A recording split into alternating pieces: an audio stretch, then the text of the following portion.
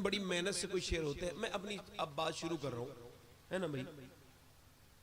मेरी गुफ्तगू का आज का जो उन्वान है वो है कि अल्लाह का शुक्र और हुजूर का जिक्र। समझ गए? जिक्र खुदा, ओ शुक्र खुदा और जिक्र मुस्तफा। ठीक है भाई। मतलब आज की तकरीर का उन्वान ही शुक्र है। ठीक है, शुक्र किस बात पर अदा करना चाहिए, पहला सवाल है ये। लोगों से कहो शुक्र अदा करो तो उन्हें, क्योंकि शऊर नहीं, इदराक नहीं हम लोगों को, हमें पता नहीं अल्लाह की कितनी नेमतें हमारे पास हैं, फिर कहते हैं किस बात का शुक्र अदा करें। तो मेरी नजर में जो पहली शुक्र की वजह है वो ये है इंसान के लिए कि अल्लाह ने इंसान को जो इंसान बना के पैदा किया है इस पर उससे शुक्र अदा करना चाहिए। अगर वो इंसान ना बनाता तो आप क्या कर लेते? कुरान में फरमाता है हल अता अलल इंसान हीनुम मिनद दहर लम यकुन, हल अता अलल इंसान हीनुम मिनद दहर लम यकुन शैय्यन मज़कूरा।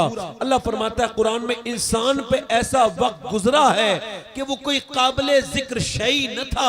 अल्लाह ने अपनी मेहरबानी से इंसान को इंसान बनाया। हजरत सैयदना बायजीद बस्तामी गुजर के जा रहे हैं, जब गुजर के जाते हैं तो कुत्ता भौंकता है तो रोते हैं। बायजीद कौन है? इनके बारे में ख्वाजा मोइनुद्दीन चिश्ती फरमाते हैं कि जब हम अल्लाह के खौफ से रोते हैं तो हमारे आंसू निकलते हैं, मगर जब बायजीद रोते थे तो उनकी आंखों से आंसू नहीं निकलते थे बल्कि उनकी आंखों से खून निकलने लगता था। बायजीद बस्तामी कौन है? अपने गुलाम से कहते हैं तेरा नाम क्या है? वो कहते हैं मेरा नाम जैद है। एक दिन पूछा, 2 दिन पूछा, 3 दिन पूछा, 4 दिन पूछा, 10 साल पूछा, 15 साल पूछा। रोज नाश्ते में पूछते थे तेरा नाम क्या है? वो बताता था मेरा नाम जैद है।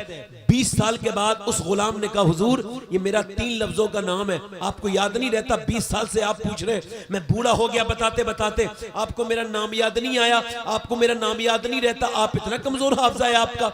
आप फरमाने लगे बात ये नहीं है, बात ये है कि मैंने जो अपने प्यारे आका का नाम मोहम्मद याद कर लिया है, अब इसके बाद कोई दूसरा मुझे नाम याद रहता ही नहीं है।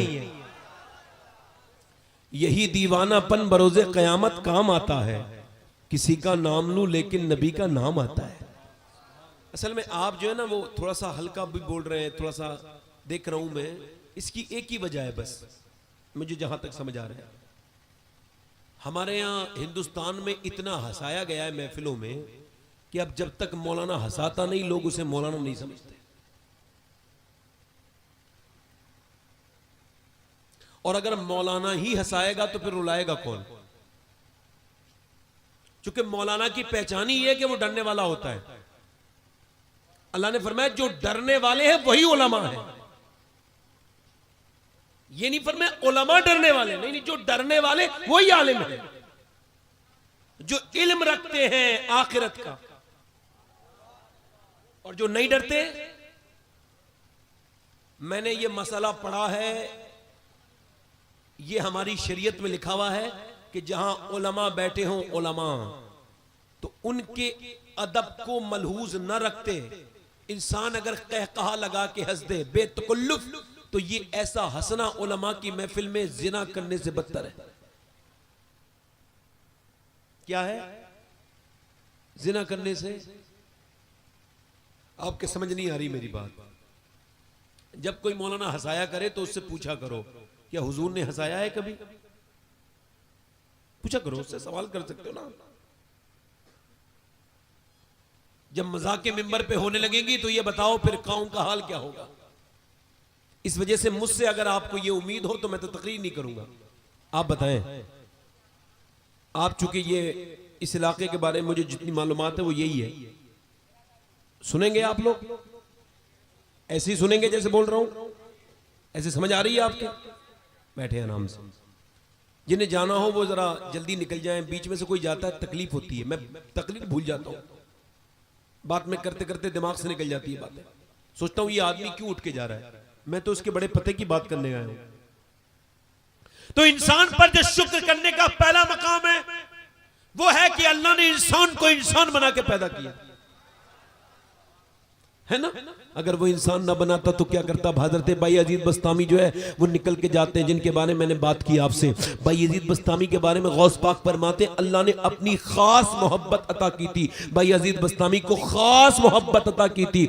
बायजीद बस्तामी गुजर के जा रहे हैं, कुत्ता उन्हें देखता है, भौंकता है। जब कुत्ता भौंकता है तो आप रोते हैं। 1 दिन 2 दिन 3 दिन 4 दिन 5 दिन 6 दिन 7 दिन के 1 हफ्ते तक कुत्ता भौंकता रहा, आप रोते रहे। मुरीदों ने आपसे पूछा नहीं, मगर 1 हफ्ता गुजर गया तो मुरीदों ने कहा हुजूर ये बताइए कुत्ता आपसे ऐसा क्या कहता है, आप अल्लाह के वली हैं। इमाम गजाली लिखते हैं, वो पूछ लगे ये बताएं आपसे क्या कहता है कुत्ता जो आप रोने लगते हैं, आप अल्लाह के वली हैं, हमें तो बताइए। बायजीद बस्तामी कह लगे कुत्ता मुझे जब भी देखता है तो मुझसे ये कहता है, भौंक के कहता है मुझसे, आवाज नहीं अपनी आवाज में कहता है ये बता बायजीद तेरी ऐसी कौन सी नेकी थी जो अल्लाह ने तुझे इंसान बना दिया, और मेरा ऐसा कौन सा गुनाह था जो मैं कुत्ता बना दिया गया। इंसान को अल्लाह ने इंसान बनाया, ये उस मालिक का पहला करम है, उस खालिक का पहला एहसान है कि उसने हमें इंसान बनाया। 18,000 मखलूकात का से अफजल अकमल कामिल तरीन अशरफुल मखलूकात बना के पैदा किया। और अगर इंसान बनाने के बाद छोड़ देता तो इंसान और पत्थर ये जहन्नम का ईंधन है। क्या है जहन्नम का ईंधन? इंसान बनाने के बाद फिर उसने मुसलमान बना दिया। बोलो तो सही सुभान अल्लाह, मुसलमान बना दिया। जरा गौर तो करें, फिर आपने कोई दुआ तो नहीं मांगी ना, आपने तो नहीं कहा था मुझे मेरे रब ये कर दे वो कर दे। आपको और मुझे तो शऊर भी नहीं था, मगर उसका करम देखो कि जब उसने हमें पैदा किया इंसान फिर मुसलमान, फिर करम बालाए करम, फिर उसका फजल, उसकी मेहरबानी जिसे हम भूले हुए हैं रब को, उसकी मेहरबानी देखो। इंसान बनाया, मुसलमान बनाया। आपने कोई दुआ नहीं मांगी थी, मगर 12 नबियों ने दुआएं मांगी थी, ऐ अल्लाह हमें नबी न बना, अपने हबीब का उम्मती बना दे। मगर जब हमें बनाया तो अपने प्यारे हबीब की उम्मत में पैदा किया। मेरी खुशकिस्मती, मैं तेरा उम्मती, फजले रब्बुल उला, और क्या चाहिए? मिल गए मुस्तफा, और क्या चाहिए? भर के झोली मेरी मेरे सरकार ने मुस्कुरा कर कहा और क्या चाहिए? लोग कहते हैं खाली हाथ आए थे खाली हाथ जाएंगे। उन तमाम लोगों से कह देना तुम आए होगे खाली हाथ, तुम जाओगे खाली हाथ। ना तो हम खाली हाथ आए थे, ना तो इंशाअल्लाह जाएंगे। जब आए थे तो नबी का दामन हाथ में था, जब जाएंगे तो नबी का दामन हाथ में होगा। नारे तकबीर, नारे रिसालत, सरकार की आमद, दिलदार की आमद, आका की आमद, दाता की आमद। भाई इसका इको कम करके ट्रैवल बढ़ाओ, दिल लगा के बोलो सुभान अल्लाह, मुस्कुरा के बोलो, दिल लगा के बोलो। मुसलमान बना दिया, मुसलमान के बाद अपने देखे इंसान के बाद मुसलमान बनाया, फिर अपने हबीब का उम्मती बनाया। और उम्मती बनाने के बाद उम्मतियों में कितने फिरके हैं? कोई बदतमीजी करता है, कोई बदअकीदा है, कोई बदबख्त है, कोई सहाबा का दुश्मन है, कोई नबी की अजमत का दुश्मन है।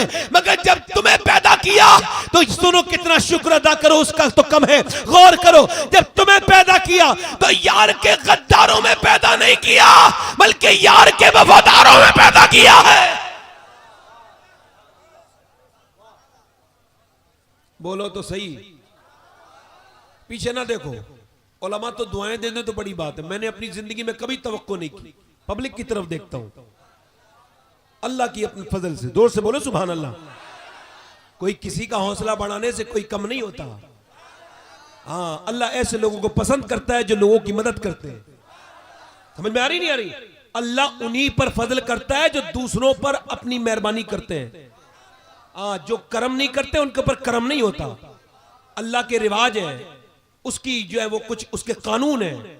उसका कानून ये, तुम नेकी करो तुम्हारे साथ नेकी होगी, तुम आसानी पैदा करो तुम्हारे साथ आसानी होगी। ये उसके निजाम है, कुदरत का निजाम है ये, और उसके निजाम बदलते नहीं। वो कहता है इज्जत दो तो इज्जत मिलेगी।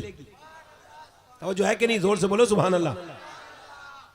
मैं क्या अर्ज कर रहा था, जरा गौर करें। मुसलमान बना दिया, अपने हबीब का उम्मती बना दिया। उम्मती बनाने के बाद फिर और कज़क पर करम किया कि हुजूर का आशिक बनाया, आला हजरत का मानने वाला बनाया, मसलक आला हजरत का मानने वाला बनाया। मगर जरा गौर तो करें, मुसलमान तो बिल्कुल भी शुक्र नहीं अदा करता। अच्छा, इसमें आप में कितने लोग यहाँ बैठे हैं जिन्होंने इंसान होने की वजह से 2 रकत नमाज पढ़ी हो अपनी पूरी जिंदगी में, ये कह के या अल्लाह तेरा शुक्र है तूने मुझे इंसान बना दिया, ये सोच करके कभी नमाज अदा की 2 रकत? नहीं नहीं नहीं, कभी एक सजदा भी नहीं किया होगा। ये सोच के कि तूने इंसान बना दिया। यार जरा गौर तो करे, इंसान कितना नाशुक्रा है। आजकल उसका मतलब ये पैसा आएगा तो शुक्र अदा करूंगा। क्या पैसा बड़ी चीज है? आपको लगता है अगर पैसा बड़ी चीज है, भाई जरा थोड़ा सा इसका इको कम करके ना, आपका माइक बहुत अच्छा है, इसका थोड़ा सा ट्रेबल बढ़ाएं, आवाज को साफ करें और आवाज इसकी बढ़ा दें, हल्की सी ट्रेबल और ऊपर को बढ़ा दें। आपके समझ में आ रही मेरी बात? मेरा समझाने का ही आपको मकसद है, इसके अलावा शोर मचाना मेरा मकसद हरगिज नहीं है। अब जरा गौर करें आप, मैं क्या अर्ज कर रहा था आपसे कि अपना उम्मती, अपने हबीब का उम्मती बना दिया,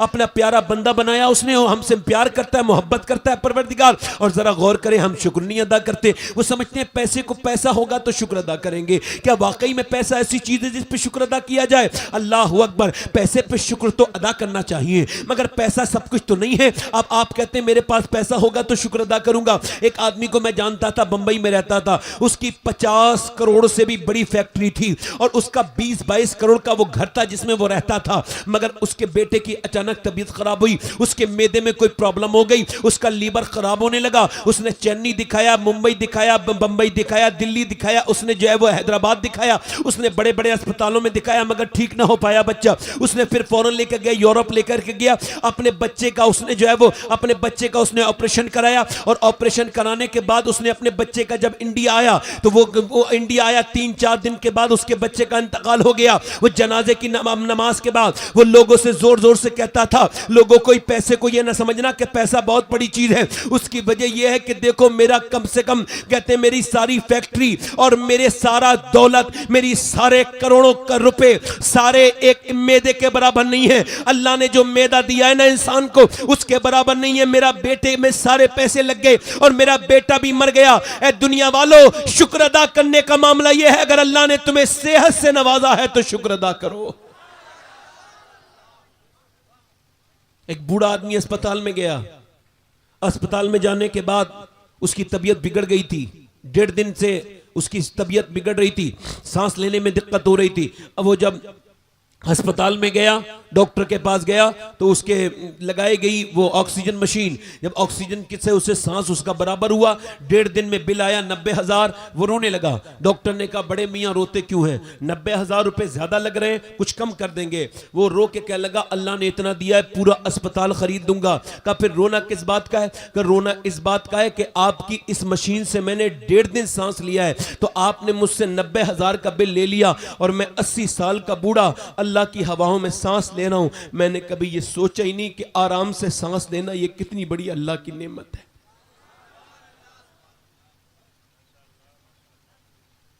कितनी बड़ी नेमत है, अल्लाह की कितनी बड़ी नेमत है सांस लेना।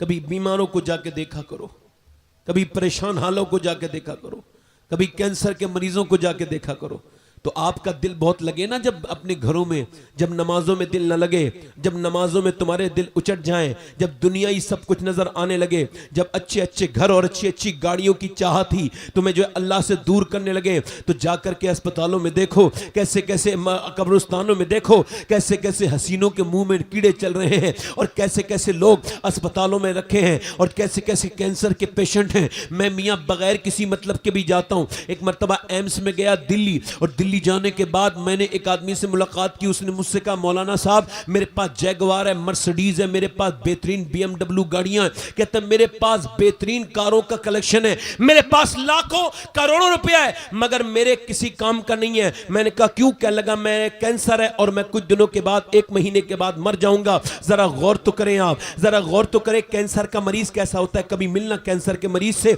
वो कभी हंसो वो हंसता ही नहीं, उसके सामने मुस्कुराओ वो मुस्कुराता ही नहीं, उससे बात करो वो बात करता ही नहीं। जरा गौर करो, अगर आपको कैंसर नहीं है तो आप अल्लाह का शुक्र अदा करें, क्योंकि कैंसर बहुत बड़ी बीमारी है। अगर बगैर दवाइयों की जिंदगी गुजार रहे हो तो शुक्र अदा करो, और अगर तुम्हारे घर में कोई बच्चा अपाहिज नहीं है तब भी शुक्र अदा करो, क्योंकि जब कोई बच्चा अपाहिज हो जाता है ना, अल्लाह अकबर, तो उसका पूरा घर जो है अपाहिज वाली जिंदगी गुजारता है। ए लोगों, शेख सादी कहते हैं एक मर्तबा में गुजर के जा रहा था, कहते चलते चलते मेरे पांव के जूते टूट गए। रास्ते में फिर मैंने दुआ मांगी तो मेरे पैरों के जूते टूट गए। कहते उसके बाद मेरे पाँव में छाले पड़ गए, गर्म जमीन पे फिर छाले फूट गए। फिर मेरे पैरों के अंदर रेत लगने लगी। मैंने हाथ उठा के दुआ मांगी, ऐ मेरे परवरदिगार इतना तो दे दे, इतना तो दे दे मेरे परवरदिगार, इतना तो दे दे कि मैं जूते खरीद सकूं। कहते हैं मैंने ये दुआ मांग के आगे मोड़ पे मुड़ा हूं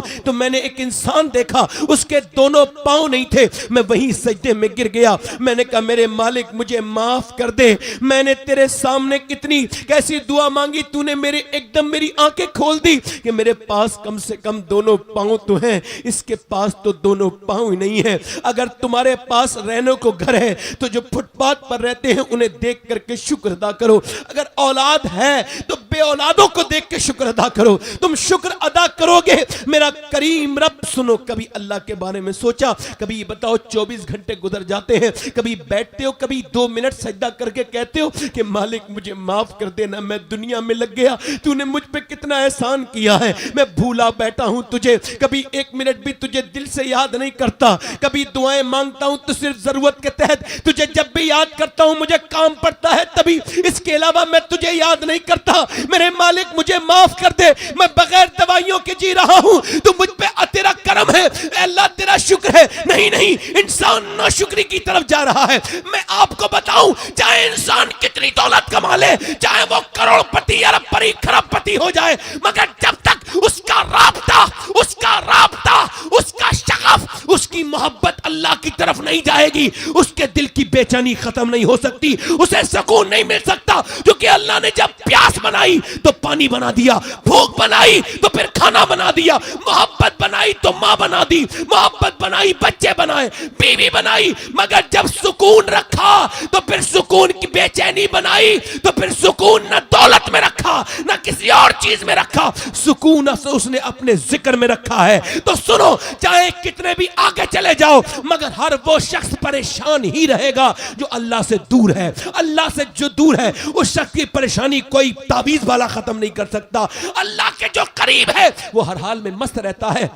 वो ये नहीं कहता कि गर्मी बहुत हो रही है, वो ये नहीं कहता कि सर्दी बहुत हो रही है। आप अपने गिरेबान में झांक के देखें, मैं अपने गिरेबान में झांकता हूं कि जिंदगी में कितनी बार कहा होगा गर्मी बहुत हो रही है, आप ये कह कितनी बार कहा होगा सर्दी बहुत हो रही है। ना तो आपके कहने से गर्मी कम हो सकती है, ना आपके कहने से बढ़ सकती है, ना आप सर्दी कम करा सकते हैं, ना आप हवाओं को रुकवा सकते हैं। मगर ये एतराज, मौसमों पर एतराज, ये बराए रास्त इसके मालिक अल्लाह पर एतराज है। हवा एक मर्तबा मदीने में तेज चल रही थी, एक सहाबी ने कहा हवा बहुत तेज चल रही है। हुजूर ने फरमाया खामोश, ये हवा चल नहीं रही है, इसे मेरा परवरदिगार चला रहा है। कौन कहता है? मियां एक साहब ने मुझसे कहा गर्मी बहुत हो रही है सैयद साहब। मैंने कहा यार बेवजह की बात ना किया करो, गर्मी नहीं हो रही है, अल्लाह रुतें बदल बदल के अपने होने का एहसास करवा रहा है। अल्लाह अकबर। मगर आज इंसान अल्लाह से दूर है। जरा गौर तो करें, आप पैसा आ जाए, दौलत आ जाए, मैं बताता हूं कैसे आप मालदार होंगे, मैं आपको बताता हूं आपके दिल में सुकून कैसे पैदा होगा, मैं आपको बताता हूं आपको शुक्र अदा करना है, आपको मुसल्ला बिछाना है, आपको कुछ आंसू बहाने हैं रात के वक्त में, अपने रब से कहना है मालिक मैं बंदा तो तेरा ही हूं मगर तुझसे दूर हूं, मैं बेकार हूं, मुझे अपना कुर्ब अता फरमा दे, अपनी मोहब्बत अता फरमा दे। मौलाना रूम एक वाकया लेके आए हैं। वो कहते हैं कि हातिम ताई से किसी ने पूछा कि आप बड़ा लुटाने वाले हो, सखी हो, क्या आपने अपने आप से भी बड़ा कोई सखी देखा, लुटाने वाला देखा, खिलाने वाला देखा? तो हातिम ताई ने कहा बिल्कुल देखा। एक बार मैं एक बस्ती में गया था तो वहां एक आदमी था, उसकी बस्ती में मुझे भूख लगी, तेज मेरी तबीयत बिगड़ने लगी भूख की वजह से। तो मैंने एक दरवाजे पर जाके कहा क्या कुछ मिलेगा खाने को? वो कहते हैं एक दरवाजा खोला और उसने मुझे अंदर बुलाया और अपनी बकरी ज़िबा की और उसकी कलेजी भून के मेरे सामने रख दी। कहते मैंने खाई, बड़ी अच्छी लगी, मैंने तारीफ कर दी बहुत अच्छी है। वो थोड़ी 2 घंटे के बाद फिर आया और दो तीन और लेके आया, वो काट करके बकरियां ज़िबा करके उसने 2-3 मेरे सामने और कलेजियां रख दी, वो पहले से भी ज्यादा अच्छी भुनी थी। कहते मैंने जब उसे देखा और देखने के बाद मैंने खाया तो मेरा दिल और खुश हो गया। कहते मेरा दिल खुश हो गया, मैंने कहा भाई और भी अच्छी है, ये तो और भी ज्यादा अच्छी है। कहते फिर वो दोपहर को सुबह को आया और उसने 2 कलेजी सामने रख के मुझसे हाथ जोड़ के कहा अब तारीफ मत करना मेरे खाने की। कहा क्यों? कहा इस वजह से हमारे यहाँ कोई जब मेहमान खाने की तारीफ करता है इसका मतलब ये होता होता है उसे और चाहिए। जब वो ये कहता है खीर दो, तो ये शाइस्ता तरीका है मांगने का। हम उसे खीर और दे देते हैं, हम उसे गोश्त और दे देते हैं, ये भी तरीका है नहीं। कोई कहता है ये अच्छा लग रहा है, हम उसे देते हैं, देते नहीं देते। वो कहता है कि साहब अब मेरी तारीफ मत करो, मेरी जितनी बकरियां थी मैंने सब ज़िबा करके आपको कलेजी खिला दी, अब मैं आपकी खिदमत नहीं कर सकता, अब आप मेरी तारीफ मत करना। मौलाना रूम कहते हैं इंसान की भी तारीफ करे ना इंसान, तो वो उसे और खिलाता है। मगर एक दिन वो हाथ जोड़ के कहता है अब अपना काम देखो, अब मैं नहीं खिला सकता। मगर अल्लाह की रहमत का वो आलम है कि उसके खजानों में कोई कमी नहीं है। तू जितनी तारीफ करता रहेगा वो उतना तुझे खिलाता रहेगा, तू शुक्र अदा करता रहेगा, वो नेमतें बढ़ाता रहेगा। खुद फरमाता है लाइन शकरतुम लाज़ीदन्नकुम, तुम मेरी नेमतों का जिक्र करो, शुक्र करो, मैं तुम्हारी नेमतों को बढ़ाता रहूंगा। नारे तकबीर, नारे रिसालत, मसलके आला हजरत, इश्क मोहब्बत, इश्क मोहब्बत, प्यार मोहब्बत, प्यार मोहब्बत, बस्ती बस्ती, करिया करिया, अजमत वालिदैन कॉन्फ्रेंस। शुक्र अदा करो, ना शुक्री ना करो, ना शुक्री करोगे तो कुछ ना पाओगे। अब आदमी कहता है मैंने तकलीफ़ें बहुत देखी हैं, मैंने गम बहुत देखे हैं, मैंने तकलीफ़ें बहुत देखी हैं, मैंने परेशानियां बहुत देखी हैं, मैं लुट गया हूं, मैं ये हो गया हूं, मुझे परेशानियां का चैलेंज बहुत है, मेरा ये है, मेरा वो है। आओ मैं आपको वहां लेके चलता हूं जिस बारगाह में हर सवाल का जवाब मौजूद है, हर सवाल का जवाब मौजूद। वो मेरे हुजूर की बारगाह है, वो मेरे आका की बारगाह है। मेरे आका फरमाते हैं, सुनो जो कहते हैं तकलीफ वो सुने। हुजूर फरमाते जितने नबी आए 1,24,000 कमोबेश, फरमाते सबकी तकलीफें, ध्यान से सुनना हदीस, सबकी तकालीफ एक पलड़े में रख दी जाएं और मुझ मोहम्मद की तकलीफ अकेली एक पल्ले में रख दी जाएं, तो फरमाते मेरी तकलीफ का पलड़ा भारी हो जाएगा। मेरी तकलीफ का पलड़ा, बोलो तो सही, हुजूर को भुला दिया, सरकार को भुला दिया। कितनी तकलीफें उठाई। तो आओ फिर मिलाद मुस्तफ़ा का ये महीना है, तो हुजूर की पैदाइश से शुरू करता हूं। हुजूर के वालिद का नाम जनाब सैयदना अब्दुल्ला, क्या नाम है? जनाब सैयदना अब्दुल्ला। और पहचान उनकी क्या है? उनकी पहचान ये, अब्दुल्ला जब गुजरते हैं ना रास्ते से, तो रास्ते से जब गुजरते हैं तो अंदर जो घरों में लोग होते हैं वो खुशबू सूंघ के कहते हैं ये जो खुशबू आ रही ना, जरूर अब्दुल मुत्तलिब का बेटा अब्दुल्ला गुजर के गया है। न ऐसी किसी की शराफत है, न ऐसी किसी की सूरत है, न ऐसी किसी की सीरत है जैसी जनाब अब्दुल्ला की सीरत है। और उनकी शादी किसके साथ हुई है? सैयदा आमिना। क्या नाम है हुजूर की अम्मी का? क्या नाम है? सैयदा आमना। दोनों बेमिसाल हैं, सुभान अल्लाह। है कोई आदमी किसी, जरा गौर करें, ये दोनों माँ बाप ऐसे हैं कि इनसे ज्यादा नसीब वाला माँ बाप दुनिया में कोई, क्योंकि ये हुजूर के माँ बाप है, मेरे रहमत आलम के माँ बाप है, सैयद आलम के माँ बाप है, नूर मुजस्सम के माँ बाप है। सैयदा आमना की शादी जनाब अब्दुल्ला के साथ हो जाती है। अब्दुल्ला के साथ शादी हो गई है, कुछ हफ्ते गुजरे हैं कि सैयदा आमना से जनाब अब्दुल्ला ने कहा है कि मैं मुल्क शाम के सफर का इरादा रखता हूं। सैयदा आमना ने इजाजत दे दी और बड़ी मुश्किल से इजाजत दी। शुरू में तो उन्होंने मना किया, फिर बाद लेना खास्ता जब शौहर ने जाने का इरादा पुख्ता देख लिया तो इजाजत दे दी। फिर जनाब अब्दुल्ला जनाब अब्दुल मुत्तलिब के पास पहुंचे और जाकर के कहने लगे, अब्बा जान मैं मुल्क शाम के सफर का इरादा रखता हूं। बाप ने कहा, बेटे मुझे अपनी निगाहों से तुझे दूर भेजना मुझे पसंद नहीं, मेरे लाल तू न जा। कहने लगे, नहीं अब्बा मेरा फ्यूचर भी है, मुझे तिजारत करनी है, मुझे जाने दीजिए। जनाब अब्दुल मुत्तलिब ने जनाब अब्दुल्ला की इजाजत दी और इसरार के बाद इनकार न कर सके, इजाजत दे दी। जनाब अब्दुल्ला चलते हैं मुल्क शाम के सफर के लिए। जब मुल्क शाम के सफर के लिए चलते हैं तो मक्के की सरहद पर जनाब अब्दुल मुत्तलिब ने उन्हें ने रुखसत किया है। और सैयदा आमना जब उन्हें जाते हुए देख रही हैं तो उनकी आंखों में भी आंसू हैं। वो भी नई नवेली दुल्हन है, अभी कुछ ही दिन हुए हैं शादी को। जनाब अब्दुल्ला चले जाते हैं मुल्क के शाम पे, सफर पे मुल्क के शाम पहुंचते हैं और वहां तिजारत की गरज से, और उसके बाद वापस आते हैं तो रास्ते में आप यसरब रुक जाते हैं। यसरब जो अब जिसका नाम मदीना है, यसरब को यसरब जो कहे, इसकी तलाफी में, इसके कफारे में सरकारे सैयदना मुहद्दिस शेख अब्दुल हक मुहद्दिस देलवी फरमाते हैं कि जो एक मर्तबा यसरब अगर धोखे से भी कह दे तो उसे 10 मर्तबा मदीना मुनव्वरा इसकी तलाफी में कहना चाहिए। मदीना मुनव्वरा, मदीना मुनव्वरा, मदीना मुनव्वरा, मदीना मुनव्वरा, मदीना मुनव्वरा, मदीना शरीफ। मदीना शरीफ में जनाब अब्दुल्ला की तबीयत बिगड़ जाती है। जब वो मदीना शरीफ में तबीयत बिगड़ जाती है तो टूर वाले, काफले वाले कहते हैं इन्हें छोड़ के चलो, इनकी तबीयत ठीक नहीं होती है। जनाब अब्दुल्ला ने, जब ये अब्दुल्ला की तबीयत बिगड़ी तो लोगों ने कहा इन्हें छोड़ के चलो। तो उस वक्त में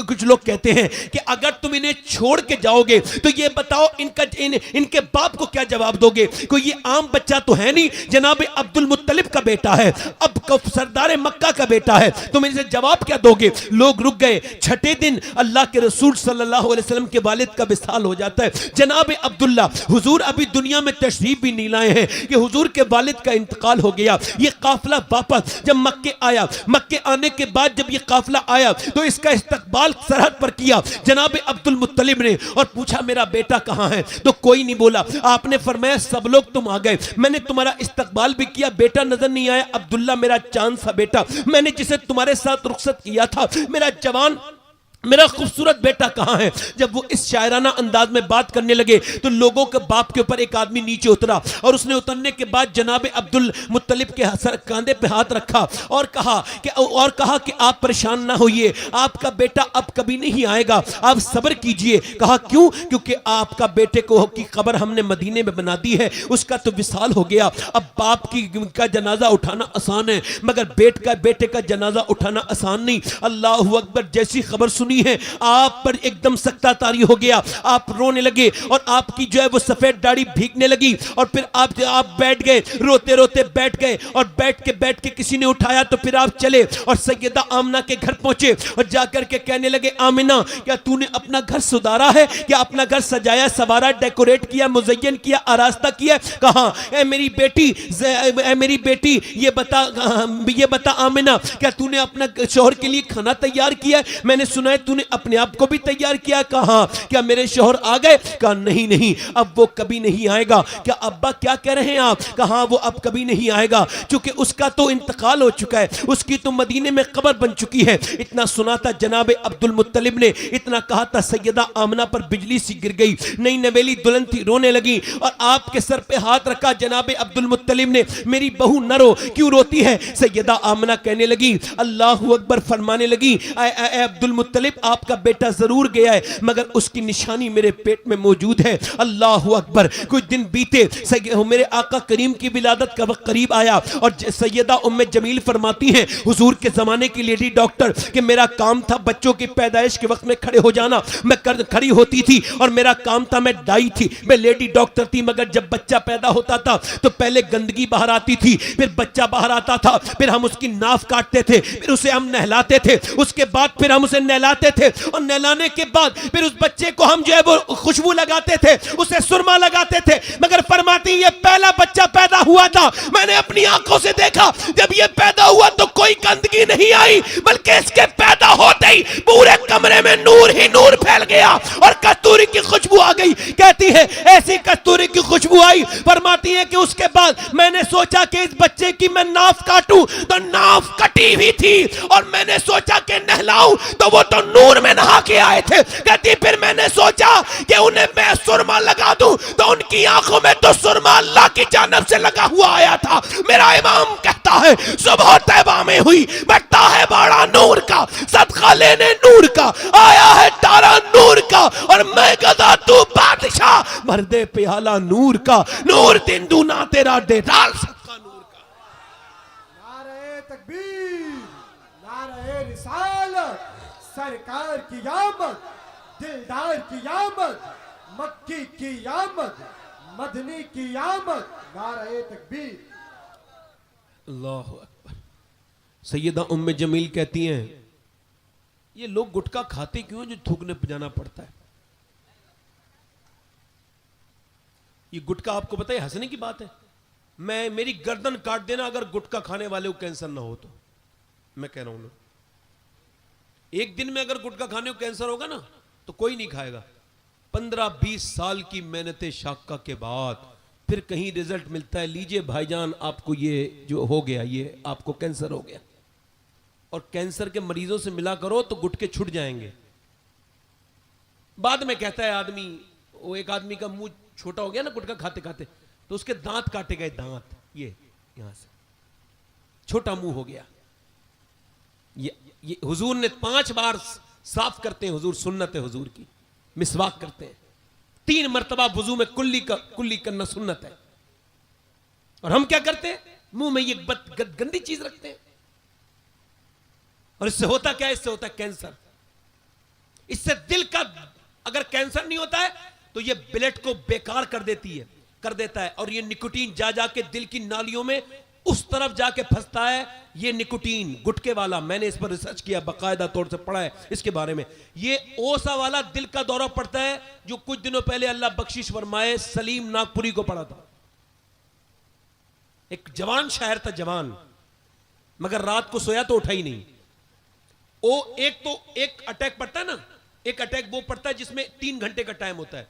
वो होता है जो खून आना बंद हो जाए, तो उसमें जो है वो 3 घंटे का 4 घंटे का टाइम होता है। मगर एक अटैक पड़ता है जो जाने वाला जो खून है, जो दिल जो फेंकता है, वो नाली बंद हो जाती है, तो फिर 3 या 5 मिनट का टाइम होता है। अगर डॉक्टर मिल गया तो ठीक है, वरना खत्म।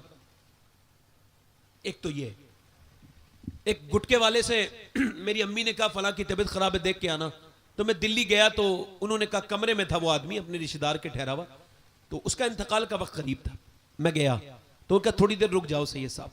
तो उन्होंने दरवाजा खोला, फिर मुझे बंद किया दरवाजा, फिर खोला तो मैंने जाके देखा उसके रुई लगी हुई थी, यहां पे रुई, और रुई के अंदर से इंसान के अंदर से छोटे छोटे कीड़े गिर रहे थे नीचे को। तब बड़ा कैंसर का फोड़ा, और पूरा ये जो है उसका कट भी चुका था, फिर भी ठीक नहीं हुआ। और वो रो रहा था, उसके बच्चे भी रो रहे थे, मुझे भी रोना आ गया। डॉक्टर ने कहा आप कौन है? मैंने कहा मैं ऐसे ऐसे। तो वो मुझे अंदर ले गया जहां बहुत से कैंसर के मरीज थे, सारे मज़ाहिब के लोग थे। औरतें मुझे देख के दुआ के लिए कह रही थी। कितनी औरतें बेवा हो गईं। गुटके खाने वालों को ये तमीज नहीं है कि तुम्हारा तो इंतकाल हो जाएगा, तुम्हारे बच्चे किस किस के सामने भीख मांगेंगे जाकर के। ये अल्लाह ने गुटखा खाने के लिए मुंह दिया है? तौबा तौबा अस्तगफिरुल्लाह। अपनी जान को हलाक करना, अपनी बीमारी खुद मोल लेना। बताओ आप मुझे, ये क्या अच्छा काम है? गुटखा, ये सिगरेट, ये दुनिया भर की चीजें, क्या मतलब है भाई इसका? क्यों पीते लोग? ऐसी वो चीज जो सेहत को खराब करे, अपनी जान को खतरे में डालना। उलमा से इसका मसला पूछिए, जानबूझ करके ऐसा काम करना जिससे सेहत खराब हो जाए। तो वो जो है, मैं क्या कह रहा था, हुजूर की बात, अल्लाहु अकबर है, सुभान अल्लाह। हुजूर अक़दस सल्लल्लाहु अलैहि वसल्लम, वो कौन कहती, उम्मे जमील कहती हैं, मैंने ऐसा बच्चा नहीं देखा। आप भी तो बोले ना सुभान अल्लाह, ऐसा बच्चा नहीं देखा जैसा वो बच्चा है। अब यहां पर ध्यान से सुनना, जब एक आदमी भी खड़ा होता है ना, तो मेरे तो मिजाज के खिलाफ है ये। मैं तो 4 आदमी को ऐसी तकरीर सुना दूंगा, 4 को बिल्कुल इसी तरज में, बस वो सुनने वाले होने चाहिए। ये नहीं कि वो ऊंट की तरह उठ के चल दिए। जैसे वो कहते हैं ना, ऊंट बड़ा अच्छा, शेख सादी ने कहा बड़ा अच्छा जानवर है ऊंट, मगर एक कमी है, उठने से पहले नहीं सोचता है कि उठना चाहिए कि नहीं उठना चाहिए। हाँ, ये है। समझ आ रही नहीं आपके? हाँ, तो ध्यान से मेरी बात को सुने आप। तवज्जो है कि नहीं मेरी बात पे? मैं हुजूर की बात कर रहा था, सरकारे दो आलम की बात कर रहा था। बोलो तो सही सुभान अल्लाह।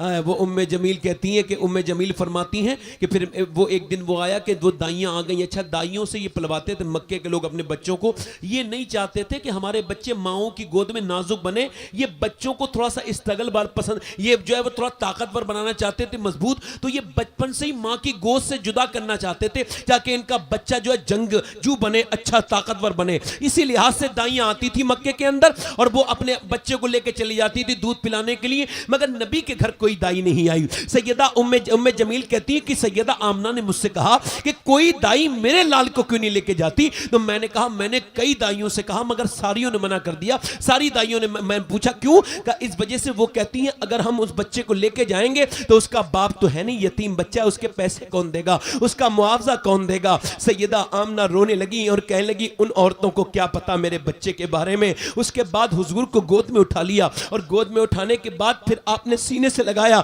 और कहा मेरे लाल अपना दिल थोड़ा मत करना, ये जो औरतें तुझे कह रही हैं, यानी अपने आप को समझा रही हैं, अपने बच्चे से लाड़ कर रही हैं, प्यार कर रही हैं, मेरे बच्चे ये जो औरतें तेरे बारे में कह रही हैं, तेरा मर्तबा बड़ा बुलंद होगा, चाहे आमना रहे न रहे देखने के लिए, मगर तेरा मर्तबा बुलंद होगा। अल्लाह अकबर। जरा गौर करें, सैयदा आमना के मेरे आका करीम के वो वाकयात जो आपने सुने होंगे सैयदा हलीमा वाले, उनको मैं अलग ले जाकर के जिस मौजू की तरफ बात कर रहा हूं कि हुजूर की उम्र 6 बरस हो गई, सरकार के बेशुमार कमालात दुनिया अब तक देख भी चुकी थी, मगर मियां आप 6 साल के हो गए और आपकी वालदा सैयदा आमना ने जनाब अब्दुल मुत्तलिब से कहा कि इजाजत दे दीजिए, मैं मदीने जाना चाहती हूं, अपने शोहर की कब्र पे अपने बेटे को लेकर के जाना चाहती हूं। जनाब अब्दुल मुत्तलिब ने मना किया, देखिए मैं आपको इजाजत नहीं दे सकता। कहा क्यों, कहा मेरे पोते से मुझे बहुत प्यार है, मैं नहीं चाहता बेटी कि तुम जाओ और मेरा पोता मेरी नजरों से दूर हो जाए। अल्लाह अकबर। और मेरी बहू तुमसे भी मुझे बड़ी मोहब्बत है।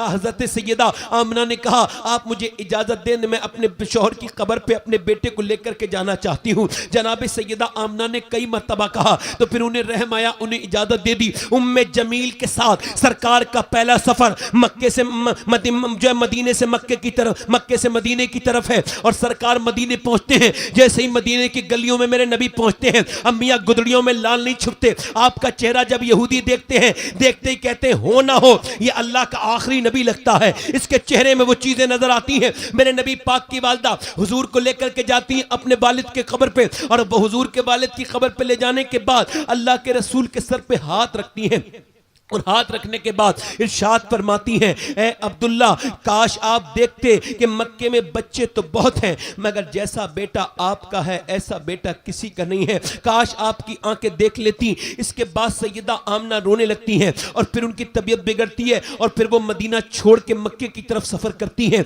ये सफर आखिरी था, मेरे नबी पाक का आखिरी सफर था अपनी वालदा के साथ। 6 साल की उम्र है। उम्मे ऐमन कहती है कि नबी पाक की अम्मी ने अचानक चलते चलते मुझसे कहा उम्मे ऐमन मुझे जो है वो मुझे नीचे उतारो। कहती मैंने ऊँटन नीचे बिठाला, वो नीचे उतरी और एकदम लेट गई। अचानक मैंने कहा चादर बिछा दूं, उन्होंने कहा नहीं मेरे पास वक्त कम है, मेरे बेटे को लेके आओ। कहती वो हुजूर का ना हाथ पकड़ लिया और हाथ पकड़ने के बाद 6 साल के हुजूर का कहा मेरे बेटे दुनिया में जो आया है उसे जाना है। ए मेरे बेटे मेरा भी इंतकाल जो है वो करीब है। ए मेरे लाल मेरे बेटे मैं तुझसे ये कह रही हूँ कि दुनिया में जो चीज नहीं है उसे पुराना होना है मगर दुनिया तेरा मर्तबा देखेगी। ऐ मेरे लाल दुनिया में जितनी माएं आई हैं उनके नाम मिट जाएंगे मगर मेरा नाम नहीं मिटेगा, चूंकि मैंने तेरे जैसे बेटे को जो जन्म दिया है। ये तपती हुई रेत में ये कौन है? सैयदा आमना है। ये चारों तरफ टीले हैं अव्वा के और नबी पाक अपनी माँ की करीब है। माँ ने अपने बेटे की तरफ देखा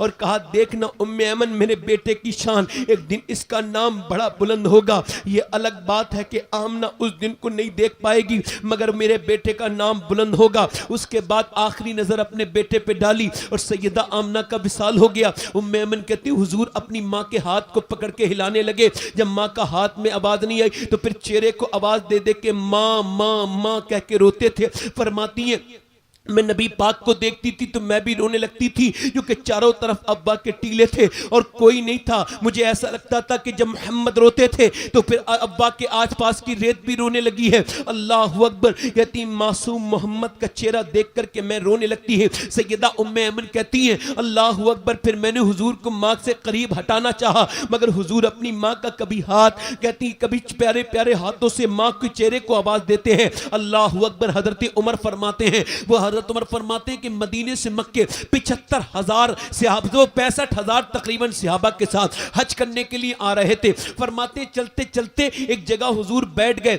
और बैठने के बाद दोनों पांव ऊपर किए और रोने लगे। कहते हैं मैं करीब गया तो मैंने देखा सारे सहाबा रो रहे थे। मैं आगे बढ़ के अर्ज करने लगा, हुजूर मेरे माँ बाप कुर्बान हो जाएं, आप क्यों रोते हैं? ये कौन सी जगह आप रो रहे हैं? ऐ मेरे आका उमर अपनी जान कुर्बान कर देगा आपके ऊपर, आप रो क्यों रहे हैं? हजरत उमर कहते हैं हुजूर ने मेरी तरफ देखा, जब चेहरा उठाया तो पूरी आंखें सूजी हुई थी। मैंने कहा हुजूर आप क्यों रो रहे हैं? तो आप फरमाते हैं अल्लाह अकबर, आप फरमाते थे उमर तूने देखा नहीं मेरी माँ आमना की कब्र आ गई है। अल्लाह अकबर, कितने साल के बाद?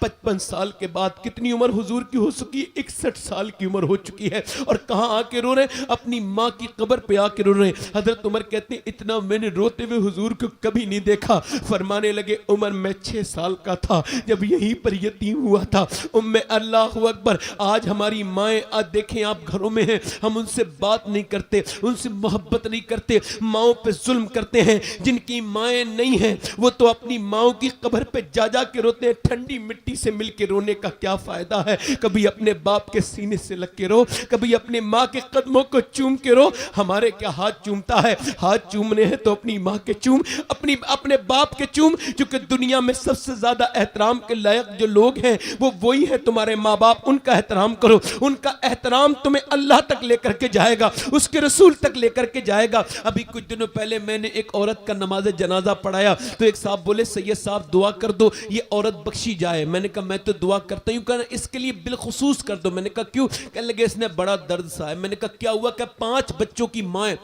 इसकी तबीयत बिगड़ी तो इसके एक बच्चे ने दूसरे के घर भेज दिया, दूसरे की बिगड़ी तो दूसरे ने तीसरे के घर अपनी फलों वाली रेड़ी पे डाल के इसे फेंक आया, तीसरे ने चौथे के घर और चौथे ने उठा के बहन के घर डाल दिया। बहन ने अपनी माँ को नहलाया, कपड़े पहनाए, मगर उसका दामाद आ गया, बहनोई आ गया। उसने आकर के अपनी सास को देखा तो धक्का मारा, कहा जब इसके बेटों ने रखा तो मैं क्यों रखूं। जब धक्का लगा तो 75 साल की बूढ़ी जमीन पे गिरी और उसकी रूह निकल गई। मुझे बताओ उस मुआशरे को बर्बाद होने से कोई बचा सकता है जहां 75 साल की माँ और मियाँ 70-80 साल के बाप के साथ जुल्म हो रहा हो? यही माँ है, यही माँ की मोहब्बत है। मैं बता रहा हूँ माँ एक बार चली जाए तो फिर दूसरी बार नहीं मिलती, फिर माँ के अलावा कोई दूसरा नहीं है जो वो प्यार दे सके। खुदा की कसम जमाने की सारी दौलत मिल जाएगी मगर माँ दूसरी बार नहीं मिलेगी। आपको बताऊं माँ कितनी बुलंद चीज है। मैं जब पहले घर पे जाता था तो अपने घर पे दरवाजे पे मैं अपनी गाड़ी रोकता था तो मेरी माँ को आवाज आ जाती थी, एकदम मेरी माँ दरवाजा खोलने आ जाती थी। अल्लाह अकबर। मगर अब उन्हें फालिज हो गया है। अब मैं जब जाता हूं तो 10-10 मिनट दरवाजे पे खड़ा रहता हूं, उसके बाद कभी टेलीफोन उठा के नहीं उठा। मगर जब अंदर जाता हूं तो मेरी माँ से उठा नहीं गया है। 1 साल हो गया वो बिस्तर पर है मगर अब भी जाता हूं तो मेरी माँ सोती नहीं, जागती रहती है और ये दिखाती रहती है देख मैं जागी हूं और तेरा इंतजार कर रही हूं मगर मैं उठ के तेरे लिए दरवाजा नहीं खोल सकती। यार माँ वो है, दुनिया की कायनात की हर दौलत मिल जाएगी, माँ के कदमों के चिपट जाओ। मेरे नबी पाक अब कहते हैं उमर ये मेरी माँ की कब्र है। अल्लाह अकबर। अल्लाह के रसूल मिंबर पे खड़े होते हैं मदीने में, हाथ उठा के दुआ करते हैं अल्लाह जैसे तूने मुझे मशहूर किया है वैसे ही मेरी माँ आमना को भी मशहूर कर दे। कभी फरमाते हैं काश मैं नमाज पढ़ा रहा होता और सहाबा मेरी माँ होती और वो मुझे आवाज दे देती आमना। फरमाते मैं नमाज छोड़ के चला जाता। अगर किसी के लिए पूरी दुनिया बद्दुआ कर दे और माँ दुआ कर दे तो फिर उसे कोई कुछ नहीं बिगाड़ सकता। ऐ लोगों अपने माँ का एहतराम करो।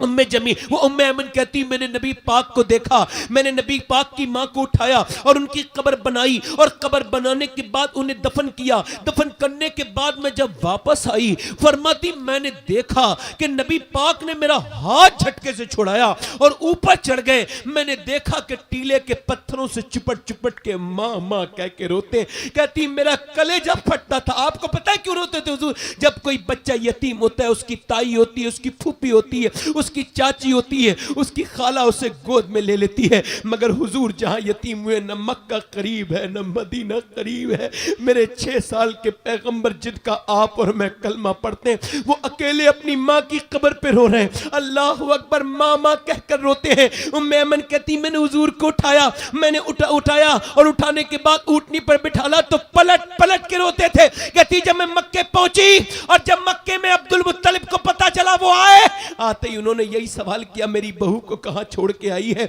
मेरा पोता अकेला आया है। मैंने कहा आपकी बहू का इंतकाल हो गया, उसकी तो मैंने कब्र अब्बा के टीलों में बनाई है। इतना सुना था तो उन्होंने हुजूर की तरफ देखा और रोने लगे। और दादा को जब देखा हुजूर ने तो हुजूर की भी मोहब्बत जोश मार गई, सरकार भी रोने लगे। दादा ने अपने पोते को गोद में ले लिया और रिवायत में लिखा है कि फिर हुजूर ने अपने दादा की गर्दन चूम के रोना शुरू कर दिया। गर्दन से लिख के रोते थे और माँ कहते थे। दादा कहते थे नहीं नहीं, तेरा बाप और माँ दोनों नहीं है मेरे मोहम्मद, मैं तो हूं ना तेरा। अल्लाह अकबर। फिर दादा कितने प्यार करते थे मालूम है? दादा अब्दुल मुत्तलिब हुजूर का हाथ पकड़ के काबे का कभी तवाफ करा रहे हैं, कभी जो है वो कभी अपने दादा गोद में उठा के अपने पोते को लेके जा रहे हैं। उम्मे ऐमन से फरमाया मेरे बेटे का ख्याल रखना, मेरे बेटे का ख्याल रखना। अल्लाह अकबर, जरा गौर करें, तवज्जो करें। अल्लाह अकबर। दादा की मसनद थी मक्के में, कोई नहीं बैठ सकता था सरदार मक्का की मसनद पर, न मक्के का कोई सरदार, न आपके बेटों की हिम्मत थी। एक दिन नबी उस पे जाके बैठ गए, आपके बेटों ने हटाया, फरमाया नहीं नहीं मेरे पोते को ना हटाओ, ये मसनद इसके लायक नहीं है, इसका मर्तबा बड़ा होगा। ए लोगों देखना मेरे पोते का मर्तबा। प्यार करते थे अब्दुल मुत्तलिब, मगर 2 साल के बाद जब शफकत करने वाले दादा का जनाजा निकला, उम्मे अल्लाह अकबर, पूरा मक्का उमड़ आया। भीड़ ने देखा कि एक बच्चा काबे से चिपट चिपट के रोता है और दादा दादा कहता है ये कोई और बच्चा नहीं था, ये मेरे हुजूर थे। अल्लाह अकबर। उसके बाद अबू तालिब ने बोला, अबू तालिब गोद में लेके हुजूर को चले गए, मैं आपको पालूंगा। अल्लाह को दिखाना कुछ और मकसद था। ये मक्के के लोग कहते थे यतीम बदबख्त होता है, यतीम बेबरकत होता है, यतीम जो है वो यतीम का नसीब बुरा होता है माज़अल्लाह। मगर अल्लाह को दिखाना यह था कि बारिश नहीं हुई, और जब बारिश नहीं हुई तो जानवर मरने लगे भूख से प्यास से। लोगों ने जाकर के अबू तालिब से कहा दुआ कर दे, आप जो है काबे के अमीन है। अबू तालिब ने कहा मैं दुआ नहीं करूंगा, ये मेरा बेटा दुआ करेगा, ये मेरा भतीजा दुआ करेगा। कहा ये तो खुद बेबरकत है, ये तो यतीम है, ये क्या दुआ करेगा? अबू तालिब ने कहा खामोश, अगर तुमने इसके बारे में एक लफ्ज भी कहा तुम्हें क्या पता, तुम इसे बेबरकत कहते हो। अल्लाह ने सारी बरकतें तो उसी के दम से रखी है। हुजूर को उठाया, उठाने के बाद काबे से लगाया और काबे की दीवार से लगाने के बाद कहा ए उजली रंगत वाले, ए चिट्ठे चेहरे वाले, जरा दुआ तो कर दे। अल्लाह अकबर। चारों तरफ कुफ्फारे मक्का खड़े हैं। मेरा इमाम कहता है खुर्शीद था किस जोर पर, क्या बढ़ के चमका था कमर, बेपर्दा जब वो रुख हुआ, ये भी नहीं वो भी नहीं। अल्लाह अकबर। मेरे पैगंबर आज जलवा दिखाने के लिए तैयार है। आज अगर जलवे को आमना देखती तो उनका कलेजा ठंडा हो जाता। आज अगर अब्दुल्ला देख लेते तो उनकी आंखों का नूर बढ़ जाता। मगर मियां आज न दादा है, मेरे नबी चारों तरफ देखते हैं प्यासों की तरफ। उसके बाद नबी दुआ नहीं करते बल्कि इशारा फरमाते हैं। जैसे इशारा किया इतनी तेज हवाएं आई कि बादल इतना आया कि पूरा मक्का घटाओं से बिल्कुल ढक गया और अंधेरा छा गया मक्के पर। और ऐसी बारिश हुई, ऐसी बारिश हुई कि पूरे मक्के के लोग भीगते जाते थे और कहते जाते थे मोहम्मद यतीम बन के नहीं आया बल्कि यतीमों का सहारा बन के आया है। नारे तकबीर, नारे रिसालत, सरकार की आमद, आका की आमद, दाता की आमद। अल्लाह अकबर। कितनी तकलीफें सही। एक दिन नमाज पढ़ रहे थे हुजूर मदीने में,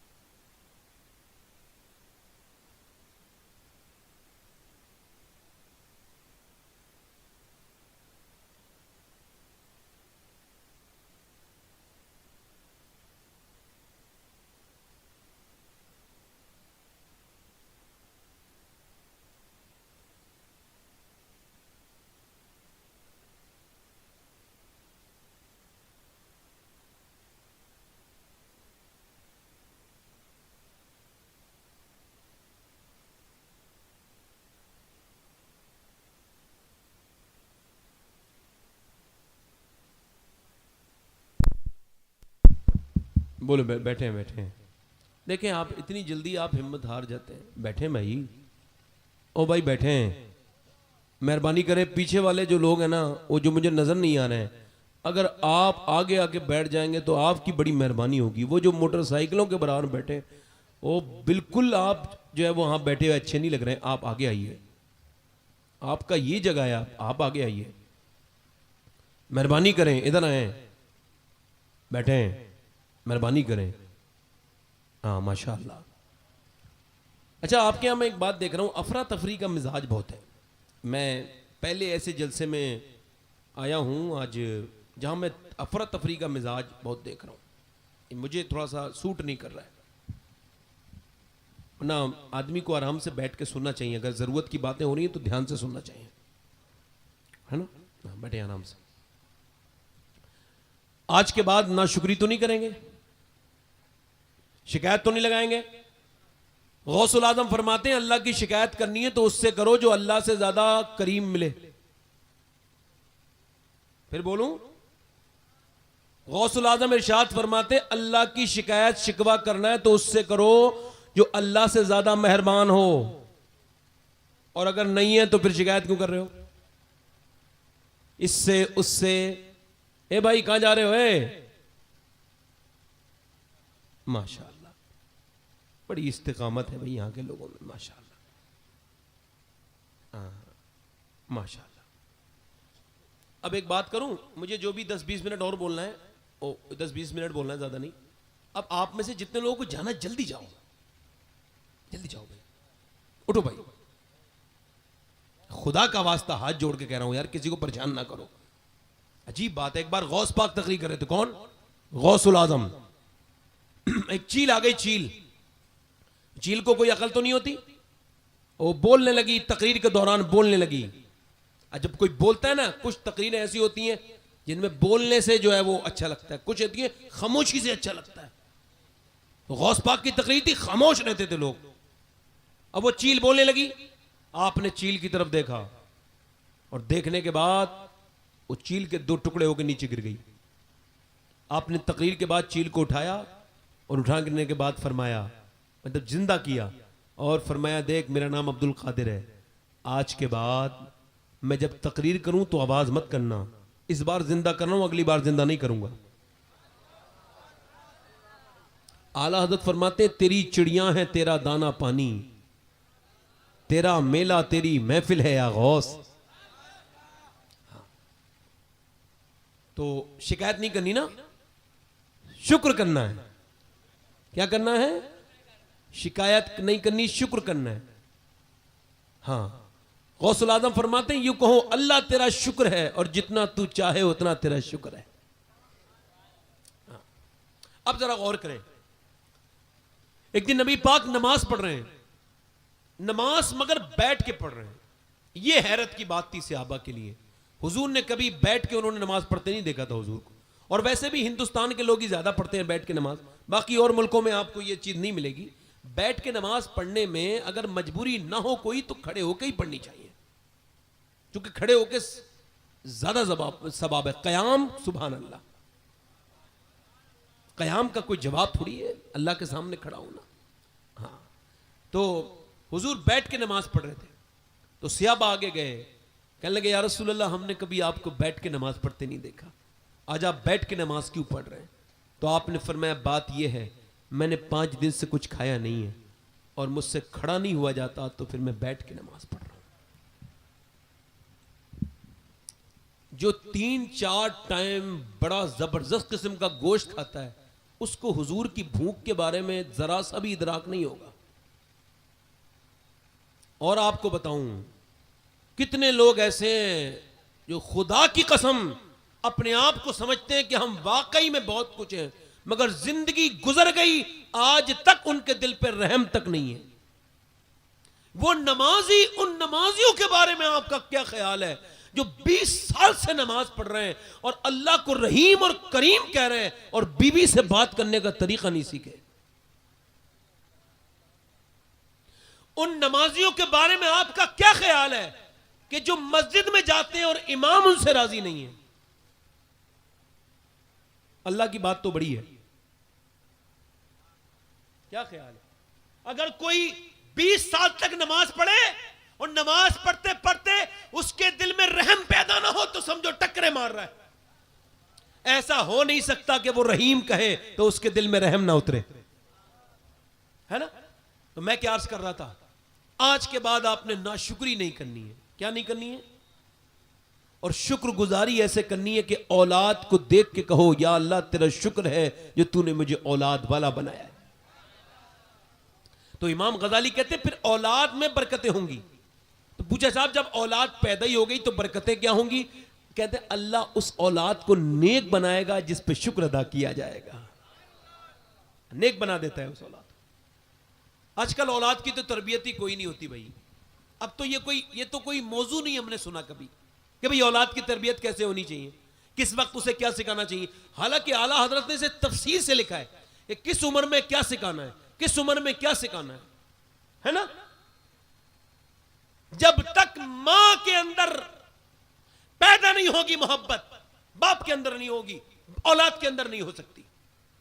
मां नेक नहीं होगी बच्चे नेक, बाप नहीं होगा तो बच्चे नेक, अरे बोलो तो सही, नहीं होंगे ना?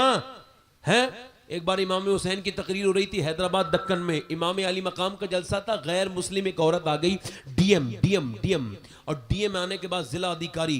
अब वो आई, आने के बाद उसने माइक लिया और कहा मुसलमानों एक सवाल करना चाहती हूँ।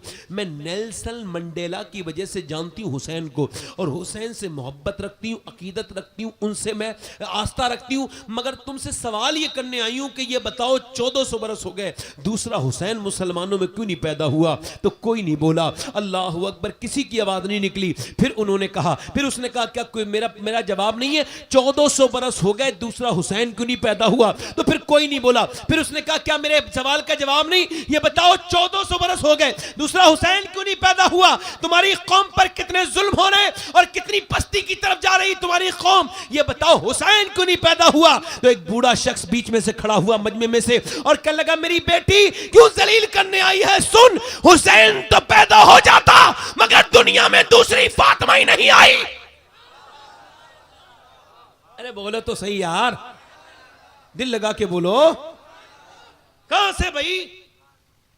अब गाने सुनने वाली औरतों के यहां कोई अच्छे बच्चे होंगे? अपने आपस में जहां मियां बीवी में झगड़े हो रहे हैं वहां कोई अच्छे बच्चे होंगे? मियां बीवियों का झगड़ा का असर बच्चों पे बहुत बुरा पड़ता है।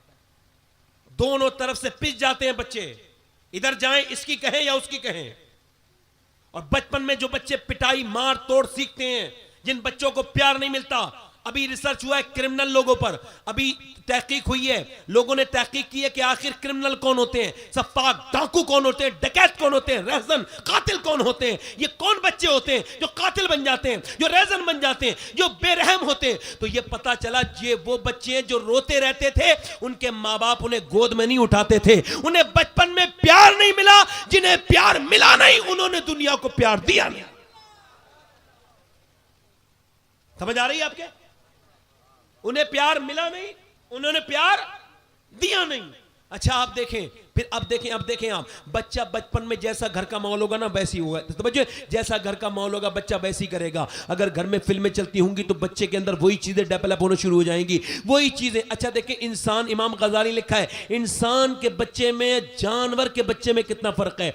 जानवर का बच्चा पैदा होते ही अपनी मां के पास जाके दूध पीना शुरू कर देता है, बोलो है नहीं? मगर इंसान का बच्चा जरा देखें आप, बचपन से पूछता रहता है, बड़ा होता है 7 साल तक पूछता है ये गाड़ी क्यों चलती है, ये चील कहां से आती है, कि खाना कहां का आता है। बोलो बच्चे पूछते हैं, छोटे छोटे सवाल करते हैं मां बाप से, ये पूछते नहीं पूछते अब्बा ये कैसे आता है, ये कहां जा रहा है, पूछते सवाल नहीं। मगर 7 साल के बाद नहीं पूछते।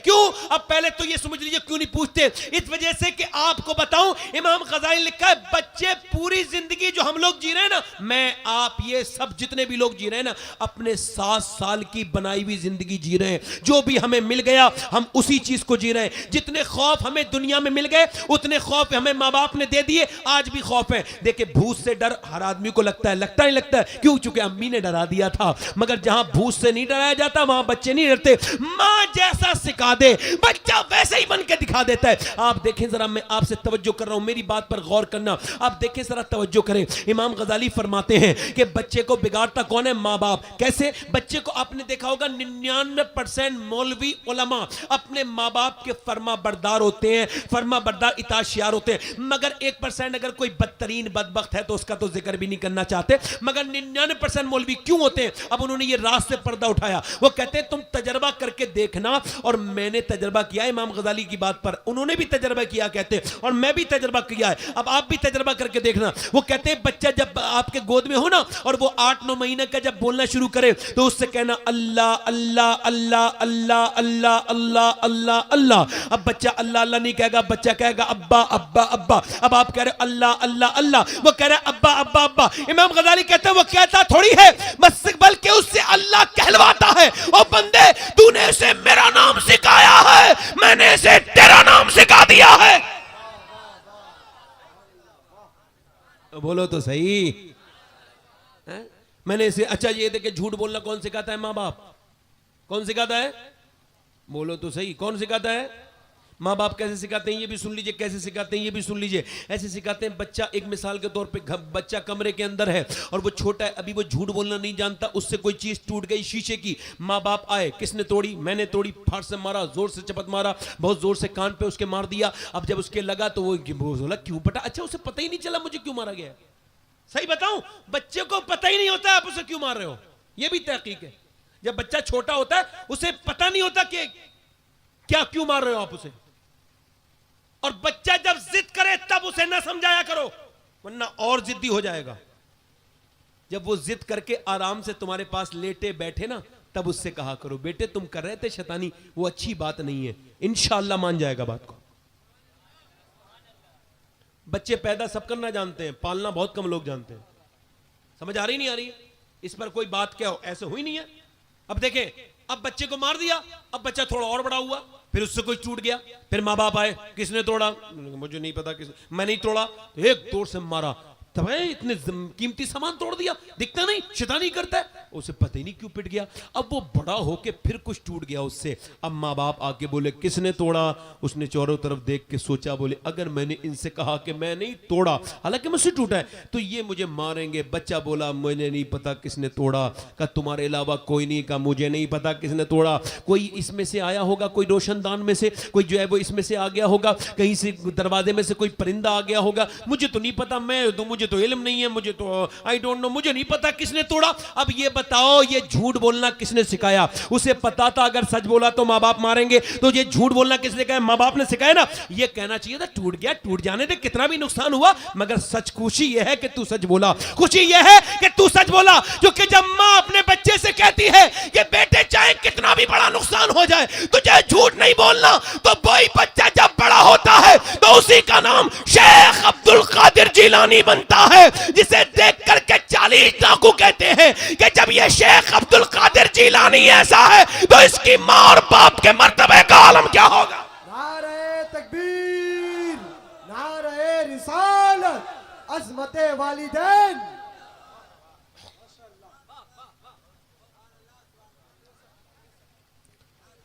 अच्छा देखें आप, बरेली है, बरेली बरेली बरेली में सौदागरान मोहल्ला, सौदागरान मोहल्ले 6 साल का एक बच्चा अपने बाप से अजीब व गरीब सवाल करता है। वो कहता है, बच्चा अपने बाप से ये कहता है, अब्बा जान ये बताओ ये बगदाद शरीफ किधर पड़ता है? तो बाप ने बच्चे को देखा, कहा बेटे क्यों? कहने लगे अब्बा जिधर बगदाद शरीफ है ना उधर पैर करके मैं सोना नहीं चाहता, उधर को थूकना नहीं चाहता जिधर मेरे गौसे आजम का रोजा है, मैं उधर को पीट करके भी नहीं बैठना चाहता जिधर मेरे गौस पाक का रोजा है। बच्चे को जब इतना सुना तो बाप ने गोद में लेके रोना शुरू कर दिया, अल्लाह तेरा शुक्र है मेरा बच्चा मेरे गौस पाक का दीवाना बन गया। जब वही बच्चा बड़ा हुआ तो उसी का नाम आला हजरत फाज़िल बरेलवी वली था, उसी ने कहा था ये आंखें, उसी ने कहा था सर भला कोई क्या जाने के है कैसा तेरा, औलिया मलते हैं आंखें वो है तलवा तेरा, मुस्तफा के तने बेसाया का साया देखा, जिसने देखा मेरी जा जलवा ज़ेबा तेरा। उसी ने कहा था, क्या कहा था? उसी ने कहा था कि इब्ने ज़हरा को मुबारक हो उरूस कुदरत, कादरी पाए तसद्दुक मेरे दूल्हा तेरा। उसी ने कहा था बंदा कादिर का भी कादिर भी है अब्दुल कादिर, सिर जाहिर भी है बातिन भी है अब्दुल कादिर, मुफ्ती शराब भी है, काजी मिल्लत भी है, इल्म असरार से माहिर भी है अब्दुल कादिर, रश के बुलबुल है रजा, लालाए सद्दाक भी है आपका वासिफ, और जाकिर भी है अब्दुल कादिर। उसी ने कहा था कि तलब का मुंह तो किस काबिल है या गौस, मगर तेरा करम कामिल है या गौस। उसी ने कहा था तू अपने वक्त का सिद्दीक अकबर, गनी हैदर और आदिल है या गौस। उसी ने कहा था उलूहियत ही अहमद ने ना पाई और नबुव्वत ही से तू आतिल है या गौस। उसी ने कहा था सहाबियत हुई फिर ताबईयत, बस आगे कादरी मंजिल है या गौस। उसी ने कहा था तू अपने वक्त का सिद्दीक अकबर, गनी हैदर और आदिल है या गौस। उसी ने कहा था कि हजारों ताबई से तू फजू है, वो तबका मुजमलन फाजिल है या गौस। उसी ने कहा था कि तेरी चिड़िया है तेरा दाना पानी, तेरा मेला तेरी महफिल है या गौस। उसी ने कहा था तेरे बाबा का फिर तेरा करम है, ये मुंह बनना किसी काबिल है या गौस। उसी ने कहा था मलक मसरूफ है उसकी सलाम है जो तेरा वासिफ हो, जाकिर है या गौस। और जो करनो सैर में आरिफ न पाए वो तेरी पहली ही मंजिल है या गौस। उसी ने कहा था और वो तेरे खुद्दाम के आगे है एक बात जो अरख्ताब को मुश्किल है या गौस। उसी ने कहा था कि हसद से इनके सीने पाक कर दे कि बदतर दिख से भी ये सिल है या गौस। उसी ने कहा था अदूबद्दीन मजहब वाले हासिल तू ही तन्हा का जोरे दिल है या गौस। उसी ने कहा था रजा का खात्मा बिल खैर होगा तेरी रहमत अगर शामिल है या गौस। उसने उठते बैठते इतना बड़े पीर का जिक्र किया, इतना गौसे आजम का जिक्र किया कि अल्लाह की रहमतें जोश में आई, ऐसी जोश में आई अल्लाह की रहमतों ने कहा अब्दुल तूने इतना मेरे अब्दुल कादिर का जिक्र किया है अहमद रजा कि मेरी रहमतें जोश में है। अब सुन तेरे दिल की तसल्ली के लिए बच्चा तो तेरा होगा मगर चेहरा तेरी तरह नहीं होगा, चेहरा मेरे अब्दुल कादिर की तरह होगा। उन्हीं के यहाँ बेटा पैदा हुआ था जिसका नाम था मुस्तफा रजा मुफ्ती आजम हिंद, जिनका चेहरा गौस पाक की तरह, जिनका लहजा गौस पाक की तरह। अल्लाह अकबर। और उसी बेटे ने कहा था ये आंखें ये सर है ये दिल ये जिगर है, जहां चाहो रखो कदम गौसे आजम। और सुनो इस बात को, खुदा की कसम बरेली ने इतना बगदाद का जिक्र किया है कि अगर बगदाद का उर्दू में अगर कोई तर्जुमा होता तो सिवाय बरेली के कुछ और ना होता। जो है दिल लगाओ, मुस्कुरा के बोलो, अपने बच्चों को बचपन से ही सिखाओ। मगर एक बात याद रखना, अपनी बीबियों पे जुल्म ना करना वरना बच्चे भी किसी पे जुल्म करेंगे। याद रखना तुम किसी की बेटी को तकलीफ ना देना वरना तुम्हारी बेटियों को तकलीफ दी जाएगी। याद रखना इस बात पर, अपनी बहनों को बेटियों को बताओ, जाकर के उन्हें समझाओ। आजकल की लड़कियों के हालात बहुत अच्छे ठीक नहीं है, अब वो मेकअप की तरफ आ गई हैं। पहले क्या होता था, पहले बच्चियां सिर्फ जो है वो बुजुर्गों की बातें सुनती थी। पहले बूढ़ी औरतें सैयदा कायनात की सैयदा फातिमा ज़हरा की, अम्मी आयशा की, सैयदा खतीजा की बातें सुनाती थी। मगर आज की औरतें क्या देख रही हैं, मोबाइलों में फिल्में और ड्रामे देख रही हैं। वो ऐसी गंदी और गलीज ड्रामे देख रही हैं, वो ऐसे सीरियल देख रही हैं कि जिनमें देवर भावच की मोहब्बत माज़अल्लाह दिखाई जाती है, जिसमें गंदी चीजें दिखाई जाती हैं। ये बताओ जब ये दिखाया जाएगा तो लड़कियों के ऊपर क्या असर होगा। आप देखें इसका असर ये है कि लड़कियां आजकल की क्या करती हैं, मियां ये कर रही हैं कि वो अपने घर में होती, औरतें अपने घर में होती हैं, वो एक गंदे कपड़े पहने होंगी, मगर जब कहीं शादी में जाएंगी तो क्या करेंगी, इधर देखें क्या करती हैं। जब शादी में जाती हैं तो क्या करती हैं, शादी में जाती हैं तो मेकअप कर लेती हैं।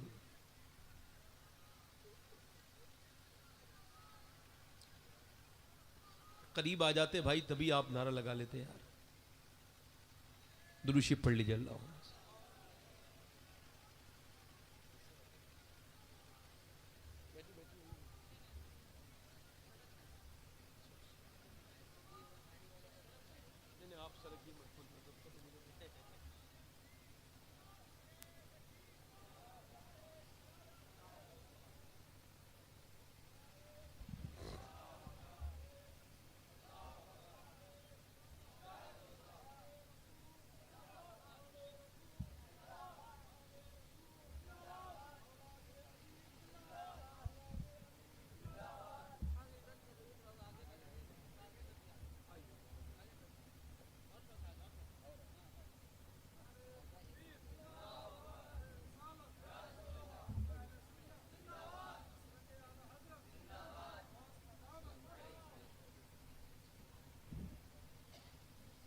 बैठिए, आप लोग बैठिए। आपकी महफिल में और 4 चांद लग गए और बुजुर्गों की आमद हो गई माशाल्लाह, माशाल्लाह। बैठे हैं अब लोग। अब आप बैठ जाएं भाई, मेहरबानी करें, आप बैठ जाएं, मेहरबानी करें, आप भी बैठ जाएं, बैठे हैं। मैं क्या अर्ज कर रहा था, बेटियों को अपने हजरत आ गए और रौनक हो गई और बरकत हो गई। अब बाकी जो लोग हैं वो बैठ जाएं, उन पे बड़ी उनकी मेरे ऊपर मेहरबानी होगी अगर बैठ जाएंगे तो, बड़ी बड़ी मेहरबानी।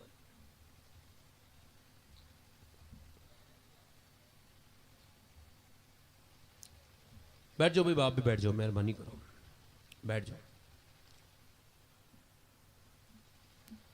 माशाअल्लाह, आप लोग आराम से बैठे, तशरीफ रखें। मैं अर्ज कर रहा था कि बच्चियों के सिलसिले में, औरतों के सिलसिले में, तो बेटियों से अपनी कहिए और उन्हें बताइए, ये मेरी बातें उन तक पहुंचाइए, और अगर वो सुन रही हो तो उनके कानों तक ये बात पहुंचाइए कि औरतें अब पर इसके मेकअप के चक्कर में वो बर्बाद हो भी रही हैं और अपने बच्चों को भी बर्बाद कर रही हैं। अब किसी से कहो ना भाई अपनी बेटी को पर्दा कराया करो, एक साहब से मैंने कहा अपनी बेटी को पर्दा कराया करो, कहने लगे मुझे अपनी बेटी भरोसा है, ट्रस्ट है, यकीन है। मैंने कहा यार बड़े जालिम इंसान हो आप। जुनैद बगदादी से किसी ने कहा मुझे अपनी बेटी भरोसा है, तो उन्होंने फरमाया बदबख्त दूर हो जा मेरी नजर से, क्या बकवास करता है, भरोसा है। ये बता तेरी बेटी ज्यादा भरोसे के लायक है या अल्लाह के रसूल की बेटी ज्यादा भरोसे के लायक है? कौन भरोसे के लायक ज्यादा है? वो एक आदमी ना अपनी बेटी के ऐसे करके पैरों के में उसने टोपी रख दी, कहने लगा मेरी बेटी मेरी इज्जत बचा ले। तो उसने उसकी तरफ देखा और कहा तू है कौन बुड्ढे, मैं तुझे जानती नहीं। उसके बाद उसका भाई आगे बढ़ा, उसने कहा बहन मेरी इज्जत बचा ले, वो दूसरे मजहब का लड़का है, हमारी इज्जत मिट्टी में मिल गई। तो उसने कहा चल चुप जा, तू मुझे समझाने आया? मेरे सामने तू कितनी लड़कियों से बात करता था टेलीफोन पर, तुझे नहीं लगता था तेरे घर में बहन बैठी उसके ऊपर क्या असर होगा? जा, मैं अब वहां जा चुकी हूं जहां से मैं वापस नहीं आ सकती। आपको पता है ये दर्द की बात है, रोने की बात है, दिल में दर्द होने की बात है कि 2014 से लेके अब तक तकरीबन 40,000 मुसलमान लड़कियां गैर मुस्लिमों के घरों में चली गई हैं, मुर्तद हो गई हैं, इस्लाम छोड़ दिया है उन्होंने। उन्हें ठीक करके उनकी तरबियत नहीं हुई, अच्छे से उन्हें बताया नहीं गया। मगर मुझे तकलीफ नहीं हो रही, मेरी बहन थोड़ी गई है, ये सोच के सोचो कि वो कलमा पढ़ने वाली गई है, मेरे हुजूर की उम्मत की बच्ची गई है, तो तकलीफ होगी। अगर हमने फिर नहीं सोचा ना तो इस बारे में फिर तकलीफ होगी हमें। एक दिन नबी पाक सल्लल्लाहु अलैहि वसल्लम मस्जिद नबी शरीफ में पूछते हैं खैरुन निसा कौन है? क्या पूछते हैं? अच्छी औरत कौन है, खैरुन निसा कौन है? तो एक सहाबी उठ के कहते हैं जो नमाज पढ़े। तो हुजूर ने फरमाया बात तुम्हारी ठीक है मगर मेरी मुराद को नहीं पहुंचे। फिर एक सहाबी ने कहा, हुजूर ने फरमाया कौन है? कहले हुजूर जो अपने शौहर की इताअत करे। आपने फरमाया बात तुम्हारी ठीक है मगर तुम मेरी मुराद को नहीं पहुंचे। हजरत अली कहते हैं मैं जो है ना वो अपने घर में गया, मैं जो पता था कि इसका जवाब जरूर सैयदा फातिमा के पास होगा। कहते मैं गया, मैंने कहा सैयदा ये बताएं खैरुन निसा कौन है? आपने फरमाया आप जो हैं वो बाबुल इल्म है, आप बताएं खैरुन निसा कौन है? तो आप ही बताएं। कल लगा नहीं आप औरतों की सरदारा हैं, आप बताएं हुजूर की बेटी कि खैरुन निसा अच्छी औरत कौन है? तो सैयदा फातिमा ने कहा खैरुन निसा वो है ना कोई गैर मर्द उसे देखे ना वो किसी गैर मर्द को देखे। अल्लाह अकबर। हजरत अली कहते हैं वो महफिल जमी हुई थी हुजूर की, मैं करीब गया और नशिस्त में मैंने कहा हुजूर मैं अर्ज करूं खैरुन निसा कौन है? हुजूर ने फरमाया बोलो। तो आपने फरमाया खैरुन निसा वो है जो जो न उसने आपने अर्ज की हजरत अली ने या रसूल अल्लाह खैरुन निसा वो है ना कोई गैर मर्द उसे देखे ना वो किसी गैर मर्द को देखे। इतना सुना था मेरे आका करीम रोने लगे और रोते रोते मेरे नबी ने अपना रुमाल अपनी चादर आंखों पे लगाई और सिसकियां लेके रोने लगे। हजरत अली सहाबा पूछ लगे हुजूर आप रोते क्यों हैं? आपने फरमाया मैं न कहता था कि फातिमा मेरे जिगर का टुकड़ा है, ये बात अली ने नहीं कही है, ये मेरी बेटी फातिमा ने कही है। है। एक दिन नबी पाक अपनी बेटी से मिलने के लिए जाते हैं, इमाम गजाली हदीस लाए, मिलने के लिए जाते हैं, आवाज़ देते हैं, एक सरदार इमरान उनके साथ हैं, आवाज़ देते हैं फातिमा क्या मैं अंदर आ सकता हूँ? अंदर से आवाज़ आती है अब्बा अगर आप तन्हा हैं तो आ जाएं। कहा नहीं मेरे साथ इमरान है। कहा उन्हें न लाएं। हुजूर ने फरमाया क्यों न लाऊं? कहा उन्हें न लाएं। हुजूर ने फरमाया फातिमा मेरी बेटी क्यों न लाऊं? है कौन अरफा व आला? हुजूर जानते हैं मकाम फातिमा जहरा, हुजूर जानते हैं। पूछते हैं बताना मेरी बेटी क्यों ना लाऊं? कहते हैं हजरत इमरान हुजूर ने एक दो बार पूछा तो अंदर से एक आवाज़ आई जिसे सुन करके मैं रोने लगा। हुजूर ने फातिमा बताओ क्यों ना लाऊं? तो सरकार ने पूछा तो सैयदा फातिमा ने अर्ज़ की अब्बा आपकी बेटी के पास इतने कपड़े नहीं हैं कि वो किसी गैर मर्द से पर्दा कर सके। एक जोड़ी कपड़े थे उस पर पैमद लग चुके हैं। हजरत इमरान कहते हैं मैं रोने लगा हुजूर की सादगी पर और हुजूर की बेटी की सादगी पर। हुजूर अंदर गए, चेहरा बिल्कुल पीला था, चादर अंदर भिजवा के कहा मेरी बेटी इतना चेहरा पीला क्यों हो रहा है, चेहरे में गड्ढे क्यों पड़ रहे हैं? अल्लाह का शुक्र है अब्बा कोई बात नहीं। ओ बताना मेरी बेटी। अब बताओ बाप पूछे तो बेटी कब तक छुपाएगी? अल्लाह अकबर। पूछा ना बेटी बता क्या बात है? अल्लाह अकबर अल्लाह अकबर। बताना मेरी बेटी का। अल्लाह का शुक्र है। फिर कई बार पूछा। अब बाप पूछे बेटी से तो यूं ही बेटियां रोने लगती हैं। पूछा बताना मेरी बेटी। मेरा इमाम कहता है जिसकी तस्की से रोते हुए हंस पड़े उस तबस्सुम की आदत पे लाखों सलाम। पूछा हुजूर ने बताना मेरी बेटी ये तू इतनी कमजोर क्यों हो रही है? आपने जब कई बार पूछा तो आपने अर्ज किया अब्बा और तो कोई बात नहीं है मगर 5 दिन से घर में कुछ पका नहीं है, मेरे पेट से एक पत्थर बंध रहा है, हसन हुसैन भी भूखे हैं। मेरे आका करीम ने अपनी बेटी के सर पे हाथ रखा, फरमाया मोमिन के लिए दुनिया कैद खाना है, काफिर के लिए जन्नत है। अगर तूने आज 5 दिन से कुछ नहीं खाया तो तेरे बाप को आज 9 दिन हो गए, मेरे पेट से 2 पत्थर बंधे हुए हैं। अल्लाह अकबर। जरा गौर तो करें मेरे नबी पाक सल्लल्लाहु। बाबा फरीद कहते हैं, बाबा फरीद के मुरीद हजरत निजामुद्दीन औलिया कहते हैं मैंने कहा बाबा फरीद से पूछा कि वो खाना खाते थे तोल तोल कर, एक छोटी सी तराजू में बारात एक छोटा सा बाट था उससे तोल के खाते थे।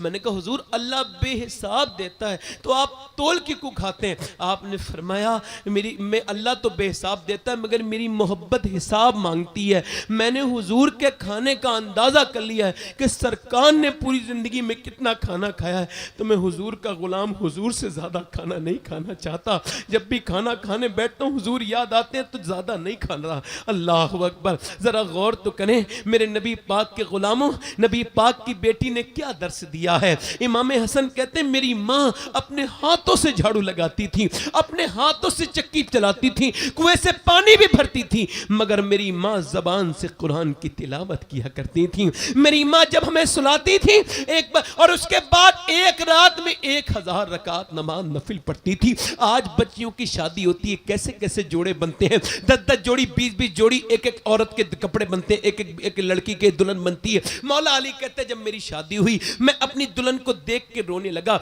मेरी दुल्हन ने मुझसे पूछा क्या आप कुछ परेशान हैं, आप क्यों रोते हैं? फातिमा ने पूछा तो मैंने कहा इस वजह से रो रहा हूं कि कितने भी गरीब की शादी, बेटी की शादी हो, कितनी भी गरीब की बेटी हो, शादी वाले दिन तो नया जोड़ा पहन लेती है, मगर तुम्हारे सब्र पे रो रहा हूं फातिमा, इस वजह से कि आप अल्लाह के रसूल की बेटी हैं, पैगंबर इस्लाम की बेटी हैं, नबी पाक की बेटी हैं, और आप जिस चादर में दुल्हन बन के आई हैं उसमें 17 पैमद लगे हैं और आपके चेहरे पर कोई शिकन नहीं है। अल्लाह अकबर।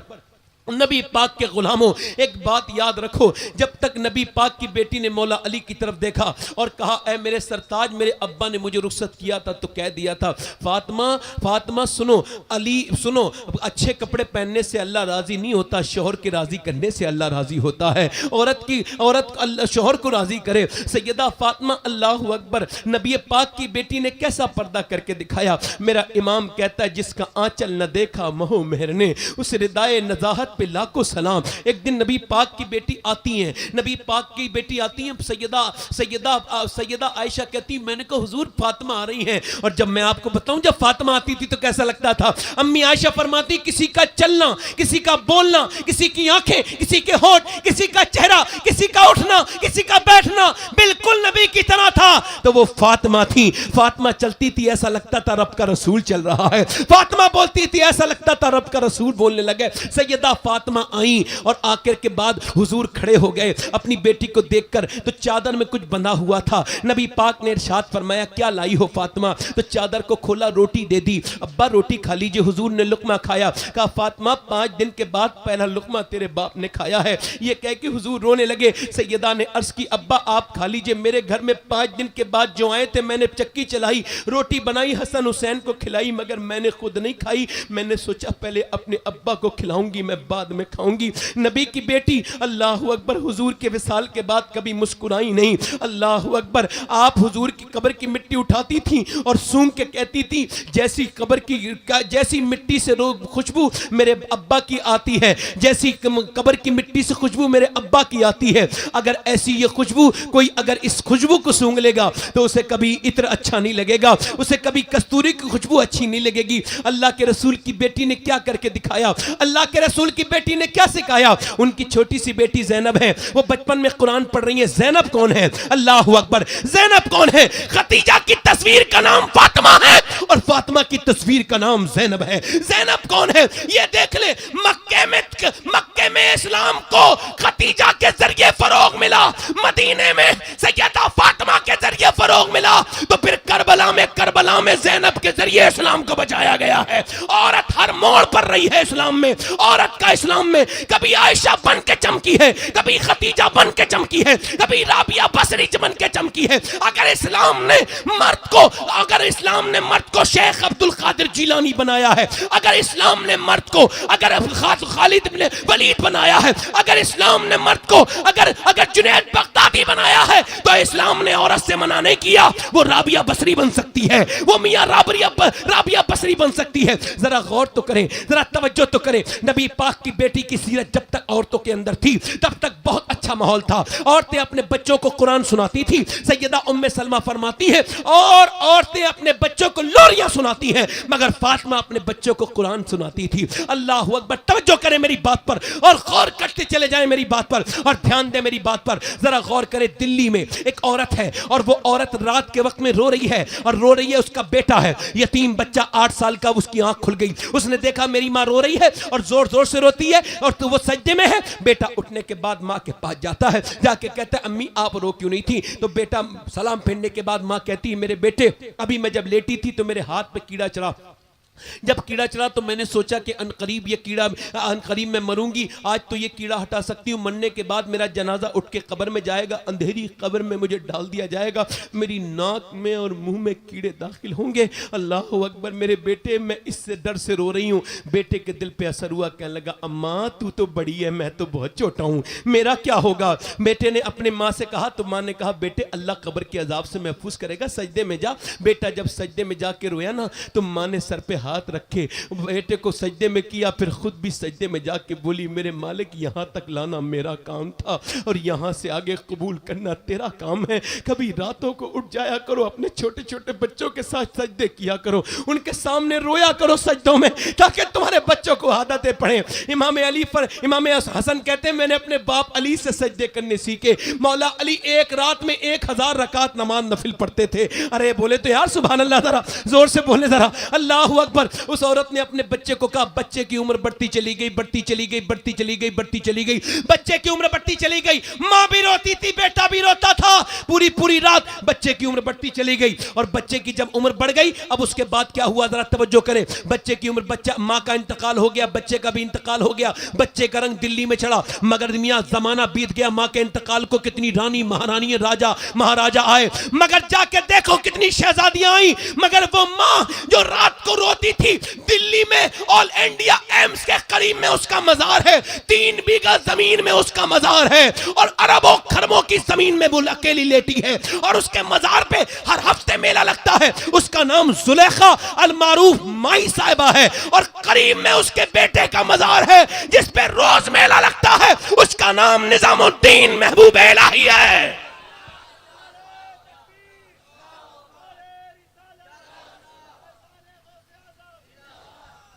माएँ नेक होती हैं तो बच्चे नेक होते हैं। और मैं आपसे भी कहता हूं नौजवानों, अपने रब से तौबा कर लो। आजकल नेट फ्री है मगर गुनाह फ्री नहीं है, बल्कि अब तो गुनाह को गुनाह नहीं समझा जाता, यह बड़ी प्रॉब्लम है। अब तो गुनाह को माज़अल्लाह गुनाह नहीं समझा जाता। कभी आपने देखा है किसी ने फेसबुक पे फिल्म देखी हो, यूट्यूब पे, और उसने कहा हो या अल्लाह मेरी तौबा है मैंने ये गंदी फिल्म देख ली? इंस्टाग्राम पे आधे आधे कपड़े की औरतों को देखने के बाद आदमी के ईमान पे अगर कोई असर नहीं पड़ता तो उसका ईमान तो बहुत कमजोर हो गया। होता तो असर पड़ता ना। नौजवान नस्ल बर्बाद हो रही है, किसी को फिक्र है? क्या बात है कि आज नौजवान नस्ल बहुत तेजी से उस तरफ जा रही जिस तरफ उसे नहीं जाना चाहिए था। उसका अखलाक बर्बाद हो रहा है, उसका किरदार बर्बाद हो रहा है, क्योंकि उसे अल्लाह के बारे में नहीं पता। उसने कभी सुना ही नहीं अल्लाह के बारे में। वो अल्लाह को बहुत दूर से जानता है, हालांकि करीब से जानना चाहिए था। अल्लाह कौन है? बाबा फरीदुद्दीन गंज शकर कहते हैं, मेरे पीर कुतुबुद्दीन बख्तियार काकी ने मुझसे कहा, फलां जगह एक अल्लाह के वली है, जाओ उनसे मिलने जाओ। पहले वली भी वली से मिलने जाते थे, उन्हें तकब्बुर नहीं था, उन्हें तकब्बुर, हाँ, लोगों को तमीजदार बनने में बड़ा वक्त लगता है। मैं सही बता रहा हूं आपको। गालिब ने कहा था, गर्चे दुश्वार है हर काम का आसा होना, आदमी को भी मयसर नहीं इंसान होना। लोग महफिलों में बैठ जाते हैं, फालतू बातें करते हैं, इधर उधर की बात करते हैं, शर्म नहीं आती। ऐसा समझते हैं या जैसे ये बिल्कुल कि कोई महफिल ही नहीं है। खुदा की कसम, इससे बड़ी अजमत की महफिल पूरी दुनिया में कोई नहीं है। ये खुदा और रसूल की महफिल है, इसका एहतराम जरूरी है, वरना ना आया करें वो लोग जो इसका एहतराम ना करें। आला हजरत दोजानू बैठते थे हुजूर की महफिल में, दोजानू बैठते थे अदब में मिलाद के। आदमी समझते हैं कोई बरकत नहीं मिलती, बरकत तो तब मिलेगी ना जब अदब करोगे। महफिल में बैठ के इधर उधर की बात करना कौन सा मतलब है? किसी को डिस्टर्ब करना, शर्म नहीं आती? लोगों को परेशान करते हैं बेवजह में बात करते में आदमी को। तवज्जो चाहता हूं, हजरत सैयदना बाबा फरीद कहते हैं, मेरे पीर ने मुझसे कहा फला जगह अल्लाह का वली है, जाओ उससे मिलने जाओ। कहते मैं लंबा सफर करके गया, ऊपर पहाड़ पे कोई अल्लाह के नेक बंदे थे। कहते जब ऊपर चढ़ाना थक गया, कहते सांस मुश्किल से आता था, मगर मुझे हैरत की इंतहा ना रही कि मैंने देखा एक गुफा है, गार के बाहर एक पांव कटा पड़ा इंसान का। कहते मैं अंदर गया तो वो बुजुर्ग थे, वो खड़े हुए, उनकी भी एक पांव नहीं था। उन्होंने मुझसे कहा तेरा नाम फरीद है ना, आजा। उन्होंने मुझे सीने लगाया, बड़ी बरकतें दी, मुझे तरक्की दी तरीकत में। फिर मैंने जब उनसे रुखसत किया हुआ तो मैंने पूछा, हुजूर एक सवाल पूछना चाहता हूं, अगर आपको बुरा ना लगे। कहा बोलो क्या सवाल है? कहा सवाल यह है कि एक पांव बाहर पड़ा है, एक पांव आपका नहीं है, बस। कह लगे ये गुनाह का जिक्र भी गुनाह है, मैं नहीं बताऊंगा। मैंने कहा हुजूर बता दें, एक पांव आपका बाहर पड़ा है, एक पांव बाहर पड़ा, एक पांव आपका नहीं है। कह लगे नहीं बताऊंगा, चोरी का मैं जिक्र भी नहीं करता इस बात का। मैंने कहा हुजूर बता दें, मैं बड़ा लंबा सफर करके आऊं, अल्लाह का वास्ता। अल्लाह का नाम लिया ना, तड़प गए। कह लगे यार तू पूछता है तो बताता हूं। यार बारिश बड़ी तेज हुई थी, मुझ पे कोई कंबल उम्बल नहीं था कि मैं रुक जाता इस गार में। कहते बारिश तेज हुई, मुझे ठंड लगने लगी, और जब धूप निकली ना कुछ दिनों के बाद, तो मैं धूप में सिकने के लिए अपने गार के दहाने पे आया। कहते मैंने देखा, जब धूप में मैं सिकता था तो मैंने देखा कि अभी अचानक एक लड़की सामने से गुजरी, बड़ी हसीन थी, बड़ी दिल फरेब थी, उसके रुखसार बड़े खूबसूरत थे। कहते मैंने उसे देखा तो बस देखते ही रह गया। और मुजद्दिद अल्फिसानी फरमाते हैं, जिना की तारीफ यह है, आंखें देखती हैं, दिल पसंद करता है, और शर्मगाह इस फेले बद को कर जाती है। ये तारीफ है। जिना के करीब भी मत जाओ, मतलब देखो तक नहीं। वो कहते हैं जब मैंने उस लड़की को देखा, देखते ही ना, कहते हैं मैंने अपना पांव आगे बढ़ाया। कहते हैं जैसी पांव आगे बढ़ाया ना, वैसे ही हवा में था मेरा पांव, मुअल्लक था हवा में। तो कहते हैं अभी मेरा नीचे नहीं रखा था पांव, आगे बढ़ाया था उसकी तरफ के। एकदम हातिफे गैब से आवाज आई, तू मोहब्बत के वादे हमारे साथ करता है, यारी के दावे हमारे साथ करता है, और जाता किसी और के पीछे।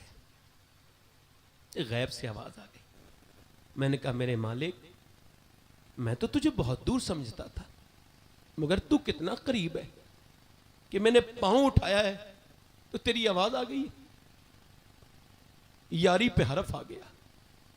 ए मेरे मालिक व खालिक, ए मेरे करीम और रहीम, अब यारी का तकाजा यही है कि अब ये पैर अंदर नहीं आएगा। कहते मैंने अपना पांव आगे किया और बाहरी उसे रख के उस पर पत्थर मारा। कहते पांव टूट गया। जब पांव टूटा तो मैं बेहोश हो गया। फिर मैंने दूसरी बार तोड़ा और हड्डियां टूटी। मैंने अपने पैर का चूरा चूरा कर दिया। उसकी नसें काटी और नसें काटने के बाद अपना पाँव फिर अपनी नसों को अलग हटा के बाहर को फेंका और मैंने कहा मेरे मालिक अब तो मुझे माफ कर दे मेरे यार, मैंने वो पाँव फेंक दिया जो तेरी यारी के बगैर उठा था, तेरी बगैर मर्जी के दूसरे की तरफ उठा था। कहते हैं ये कह के मेरे सीने से चिपट गए और कहने लगे ये बता अल्लाह मुझे माफ कर देगा? मैंने कहा अल्लाह आपको क्या माफ नहीं करेगा, जो आपका नाम सुन के अल्लाह, जो आपका जिक्र सुन के अल्लाह से तौबा करेगा अल्लाह उसे भी माफ कर देगा। बाबा फरीदुद्दीन कहते हैं मेरा दिल तड़प गया ये सुनकर। आप क्या समझते हो, अल्लाह करीम है, उससे तौबा करो। ए नौजवानों, ये जिना आंखों से देखना भी ये जिना है, कानों से सुनना गंदी बातें ये कानों का जिना है, और जबान से करना। मेरे आका फरमाते हैं, मेरे नबी फरमाते हैं, आपको बताऊं कुत्ता जब तक भीग ना जाए नापाक नहीं होता, मगर सुअर अगर जो भीग भी जाए ना,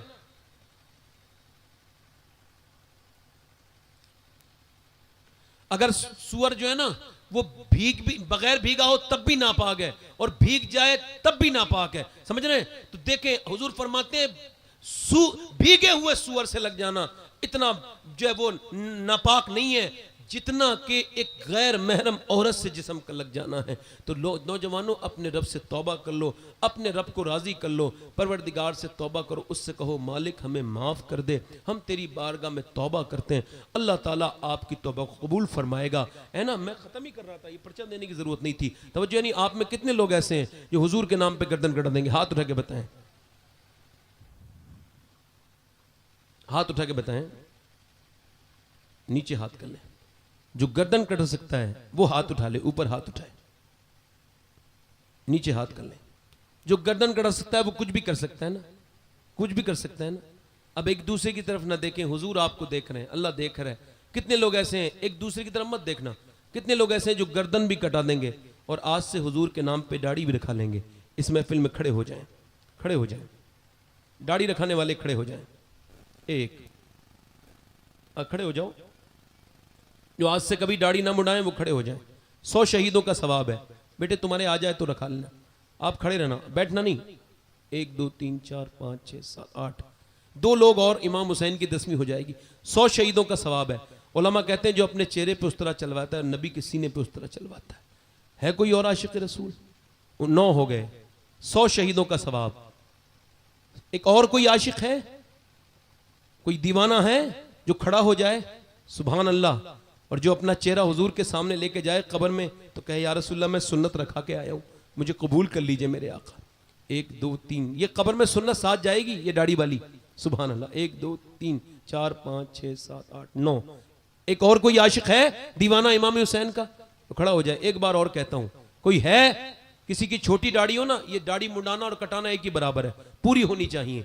किसी की छोटी हो वो भी खड़ा हो जाए। लोग समझते हैं दाढ़ी मुंडा के बंदा खूबसूरत होता है। अभी कुछ दिनों पहले बरेली से जब जनाजा निकला था ना एक, तो गैर मुस्लिमों ने देख के कहा था बरेली का अख्तर रजा इतना खूबसूरत है तो फिर बगदाद के गौसे आजम कितने खूबसूरत होंगे। है कोई और आशिक रसूल? चलो ठीक है, 9 लोग दाढ़ी रखाएंगे, मेरे साथ कहो इंशाअल्लाह आज के बाद न दाढ़ी कटेगी न मुड़ेगी। इंशाअल्लाह बैठ जाए। इंशाअल्लाह नमाज की पाबंदी करेंगे इंशाअल्लाह, हाथ उठा के बताएं इंशाअल्लाह नमाज की पाबंदी करेंगे इंशाअल्लाह। इंशाअल्लाह नमाज की पाबंदी करेंगे इंशाअल्लाह, है ना। हमेशा मसलक के आला हजरत पे कायम रहेंगे। जोर से कहें इंशाअल्लाह। अल्लाह ताला आपको सलामत रखे। मुझसे कहने में सुनने में गलती हो गई हो अल्लाह मुझे माफ़ फरमाए। एक बार जनरेटर बंद हुआ और भी मैं कई बार डिस्टर्ब हुआ, अल्लाह ताला मुझे माफ़ फरमाए। तौबा कर लें, अस्तगफिरुल्लाह रब्बी मिन कुल्लि ज़ंबिन व अतूबु। पढ़ लीजिए ला इलाहा इल्लल्लाहु मुहम्मदुर रसूलुल्लाह। मेरी ज़िंदगी का मकसद तेरे दी की सरफराजी, मैं इसीलिए मुसलमान, मैं इसलिए नमाजी। इस्लाम जिंदाबाद, मसलक आला हजरत पाइंदाबाद। किसी को तकरीर करने के लिए बुलाया करो तो या तो उसे टाइम लिख के दिया करो, बीच में पर्चा देने का मतलब समझ में नहीं आता।